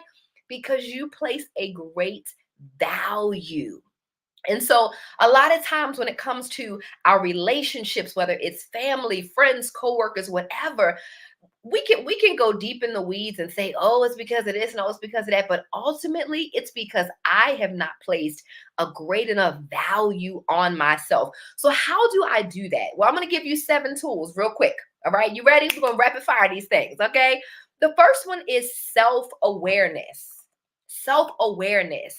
This is my ability to recognize who I am and how I am being. I got to talk about myself real quick. When I started this work, I had to recognize that my self-awareness said that because of abuse and molestation and different things that I had gone through, sis ain't have no boundaries. Not good ones. I ain't have no boundaries. So I was so mad about this person mistreating me and that person. And I had to look in the mirror and say, girl, it's you. They know they can treat you however, because the bar is so low. And it gave me the ability to raise the bar and begin attracting something different. For some of you, you want a different type of man, or you want your coworkers to treat you different, or you want, it's because your bar is too low, sis. So self-awareness means I gotta recognize that these people in my life doing this because I'm allowing this. Okay. The second one is self-exploration. Self-exploration, having the courage to learn about yourself so you can improve yourself. I think about this with dating or falling in love, right? You don't really get to love that person until you truly get to know them. Anything before that's infatuation, right? But as you really begin to know them, it opens up space for you to love them. And the same is true for you. Have you ever taken a moment and a season to explore who you are? I remember at the end of one of my last relationships that ended in a terrible way, when we got to come back and have healing conversation, he pointed out a couple of my flaws. And I had to say, you know what? That's true. That's true. I did do that. And I recognized that it was just emotional immaturity because I had never taken a season in life to say, what do I want? Right? The way I was raised, it was a little old school. Okay. Some of us in here and some different life experiences. What I wanted never mattered. And so one of the things he said was, you just seem to flip-flop a lot. And I said, you know what? That's true. Because this day I wanted this, and the next day I wanted that. And that was frustrating for him. And I couldn't blame him. I had to recognize that, hey, sis, you don't know what you want. So before you go talk to somebody else's son, let's take some time to sit with ourselves and say, what do we really want? Right? That's self-exploration. The third one is self-care. Now, I'm going to come at this a different way because I know we always talk about self-care and we're talking about, rest and prayer and meditation and mani-pedis and all the things. But let me tell you something, my sister. This is something I want you to ask yourself. If you are pouring from an empty cup, what is your true motive? You didn't think I was going to say that. Because here's the thing. If I don't even have enough to give me, but I feel compelled to give you, where does that come from? It can't not be a healthy place. And that's the question I want you to sit with. What makes me feel compelled to pour into your cup? I got to borrow it from over here because I don't even really have it. Because if I can heal that place, then I can heal my motive for showing up for you. I'm going to talk about me. I'm not going to talk about y'all. What I found in that self-care conversation was that when I was pouring into other people's cup, even though mine was empty, it was pride. It was arrogance. I liked feeling needed. And I liked the feeling that they needed me and couldn't go somewhere else, even though they really could. And they did when I learned how to put boundaries in place, right? Some of you like feeling needed because that's where your sense of self-worth has come from. And so you run yourself into the ground and it's almost like a compliment because it's like, oh, they need me. But when you recognize that I've got to take care of me so that I am valuable for everybody else, there is a real power in saying, no, I don't have it today. Or just no, because no is a whole sentence and does not need any further explanation. So it's not just pampering, it's boundaries. It's saying, I don't have it today. And when sometimes my friends will call me and they need to talk and they'll ask me, do I have the capacity? I really ask myself really quick. I know we got time. I remember a couple years back, I was at church. I was walking in the door at church. And soon as I got there, somebody met me at the door and said, oh my God, I'm so glad you're here. Can you do something for me really quickly? And I said, well, it depends on what it is. Tell me what it is. And she looked at me so confused and I knew why. I knew it was because most people say yes without even knowing what it is. But the way my boundaries are set up, I need to gauge, do I have the capacity or not? So tell me what it is, and then I can say yes or no. And I told her, I said, listen, it's not personal. This is just how my self-love is set up. Some of you need to put a bigger value on your yes. Girl, you're giving those things away like you can get them at the dollar store, sis. Oh, your yes is real cheap. I need you to evaluate, do I really have the capacity to do this? Will I still be well, spirit, soul, body after I do this? And do not give an answer until you know the answer to that. Okay, that was different. That was from the Holy Spirit. Somebody needed to hear that. Sis, we got to raise the value on your yes. Okay. Number 4, self-esteem. How do I see myself and hold myself regardless of what anyone else says about me? If there's no man, if there's no promotion, if there's no whatever, how do you see yourself? Sister, what I need you to know is that your relationship with you sets the bar for every other relationship. Man, I can't tell you how many women I talk to who want their husbands to think their body is beautiful, but they don't think it is. Sis, that's not in divine order. You gotta love it first. Flaws and all. Let me tell you something. I got a 14-year-old. And I said to myself recently, I don't think I can call it baby weight if the baby is taller than me, okay? I got to tighten up my midsection just a little bit. But you know what? I still love it and I think it's beautiful, flawed and all. Because how is somebody else's son going to think it's beautiful if I don't, right? Okay, we got to keep this thing rolling. Number 5, this is a big one, self-kindness. Oh, I was not doing good here. Woo-wee. Self-kindness. Am I kind to myself? Do I keep my promises to me? That was for somebody. Am I loyal to myself or do I betray myself? This is one where I was really failing and my trauma and abuse taught me to just at any cost be there for other people. And so I spent so many years betraying myself because what I felt didn't matter. As long as you were okay, I don't want my rejection issue was like, I need you to stay in my life by any means necessary. So you could be hurting me or disrespecting me or treating me terrible, but I need you in my life. So I'm going to let you do it. And I was like, wow, I started to learn through therapy because sis was talking about therapy earlier. Okay, shout out to therapy. I was like, that's not very kind to me. Some of you need to just look in the mirror and apologize and say, I am so sorry that I have allowed you to go through that. But I promise you something, we ain't going to do that no more. I will. One of the affirmations I wrote after coming out of a terrible relationship was, I am going to protect you, talking to me, spirit, soul, and body. I was like, I have not done a good job of this, but I am going to be the one. Before I can expect anyone else to protect you, I'm going to protect me. Okay, my Lord. Which leads us to number 6, self-respect. I must stand with, in, and for what matters to me. Uh-oh. Even if it keeps me single longer. Come on. Even if it means I don't get the contract. Even if it means they don't want to be friends with me, I respect myself enough to say that these are my boundaries. And if you are going to exist in my world, here are my boundaries. Your power, one of the greatest powers you have, my sisters, is your access. You can't do anything about how they treat you, but what you can do something about is the access that they have into your life. And I know this is for somebody because it was for me. Just, get ready to put your big girl. For some of you, the access into your life is just way too cheap.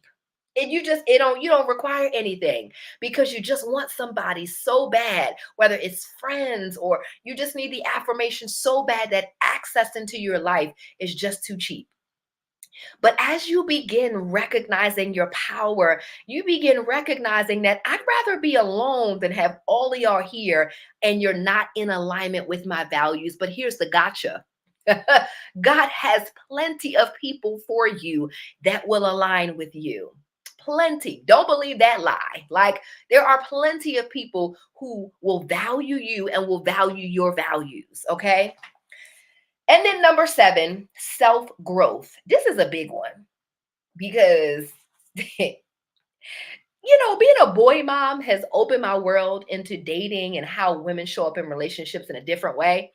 And I feel like as women, we are constantly pointing out where the men should grow. But then our song is Take Me As I Am. And I'm like, now sis, okay. Now, if you want that brother to grow, baby, you got to grow too. Okay? Like, no, you You can't give him a list of grow in these 10 areas and be like, oh, no, just take me as I am. That's not even in alignment. Self-growth. How am I growing and developing? Am I complaining about where I am, or am I making change? Now, don't come for me in the comments, okay? Because I told y'all my struggle. But one of the things I can't stand is to see women complaining about their weight. And then I'll say, oh, well, are you working out? Or like, what you doing? And they like, nothing. Now, sis, I'm just saying, like, it ain't gonna come off through osmosis, okay? And that's physical, but let's talk about other things. One of the areas I had to grow being a boss lady, and I've been working for myself since 2012. I'm divorced, and so I've been a single parent. And so I came to a season where I recognized that, sis, you can be a little, your feminine energy and your masculine energy, they at war sometimes. We need to like soften it up. And it can be easy for us to say, well, I just need a man who can handle me. Handle yourself. This is the conversation I had to have. Don't nobody want to have to handle you. You know, nobody's son want to handle you. Handle yourself and learn how to walk in gentleness. And so I've been on this beautiful femininity journey. And it's been interesting because there are moments and spaces where I've got to be the CEO and be in that energy. And then there are moments where, especially when I'm with my special person, where I just get to be soft. But that came through growth.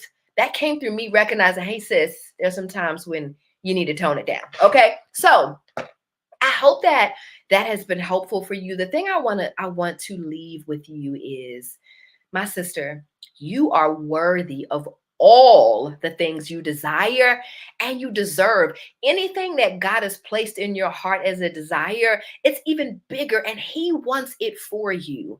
And some of the things you don't have yet, maybe because he's cultivating a little bit more self-love so that when it comes, you will handle it with the care it deserves. But you are worthy, you are beautiful, you are special, no matter what you've been through, no matter how you see yourself. And here's what I would encourage you to do. When I began this self-love journey, I was like, God, I know I don't see myself the way you see me. I'm looking in the word and you telling me I'm fearfully and wonderfully made and all of this, and all I see is a divorced, single mama, broken mess.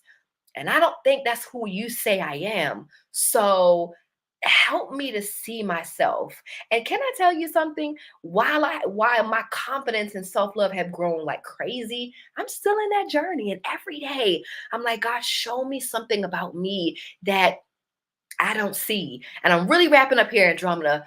This is and I could have started here, but I'm gonna end here. Nobody knows you like the person who made you. And I ain't talking about your mommy, your daddy. I'm talking about your father. For some of you, you've got to now just crack open your heart, get still, turn off Netflix for a minute, pull in, steal away some time with your father and say, God, I know what I look like on social media and I know what the gram looks like, but I don't love me. I don't love this about me. I don't love that about me. Can you show me how you saw me? When you spoke me into the earth, why? What did you think the earth was in need of? Show me who I am, and allow him to take you on this beautiful journey where you get to see why we need a you. You are not optional. You are necessary. So that's all I want to say, Andromeda.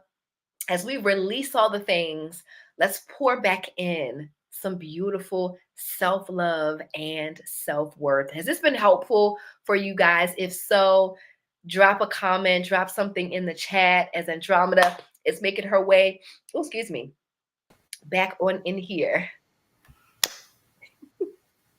I'm glad you took your time. Oh, no, this was a perfect way to wrap everything up and close us out.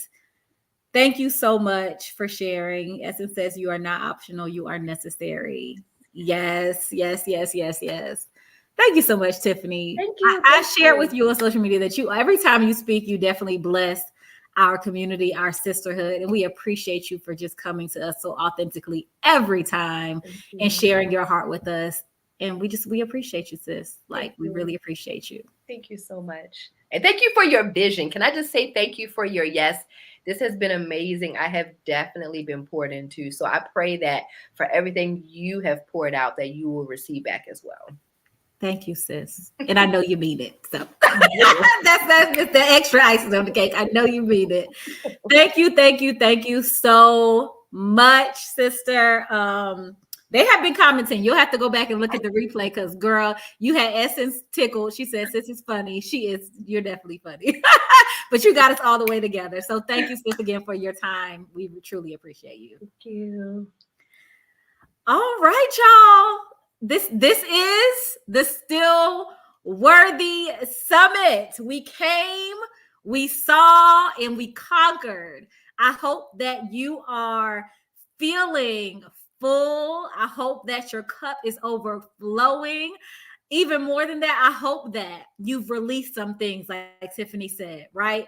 I hope that you have released some things, created space for greater, and now you are replacing what you've released with things that are fulfilling to you, with words of affirmation, with beliefs that you can have all of the desires of your heart, with the belief and the knowing, and I mean the knowing that you are still worthy. Despite your setbacks, despite your failures, despite your mistakes, despite your diagnosis, despite your hair, your weight, your shape, your imperfections, you are still worthy to be loved, still worthy to be accepted, still worthy to be supported, still worthy to be appreciated, still worthy to operate in your gifts, still worthy to walk in your purpose, still worthy to use your skills, still worthy to teach, to coach, to help, to serve, to change the world. Your life matters, your story matters, and you still have great purpose. As our sisters said earlier, you know that you're worthy because you are still here. You're still here, which means your life still has purpose, which means that God is not finished with you yet, which means that it can all turn around, which means that greater is ahead for you. So, sis, again, I just hope that you heard the messages, that you embrace the messages, that you implement the tools and strategies that have been shared with you today. And I pray with all of my heart that you feel worthy of all that your heart desires, and worthy of being the woman that God created you to be. And so with that, I hope that you have an amazing rest of your Saturday. I hope that you have an amazing rest of your weekend. And I hope that you step into this next week with the crown high on your head, knowing that you are still that girl and you are still worthy. Y'all have an amazing rest of your evening on purpose.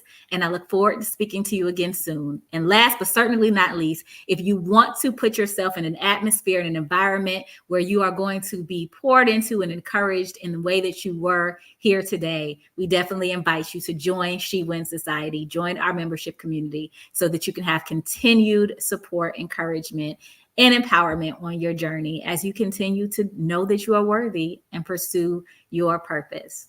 Bye, sisters.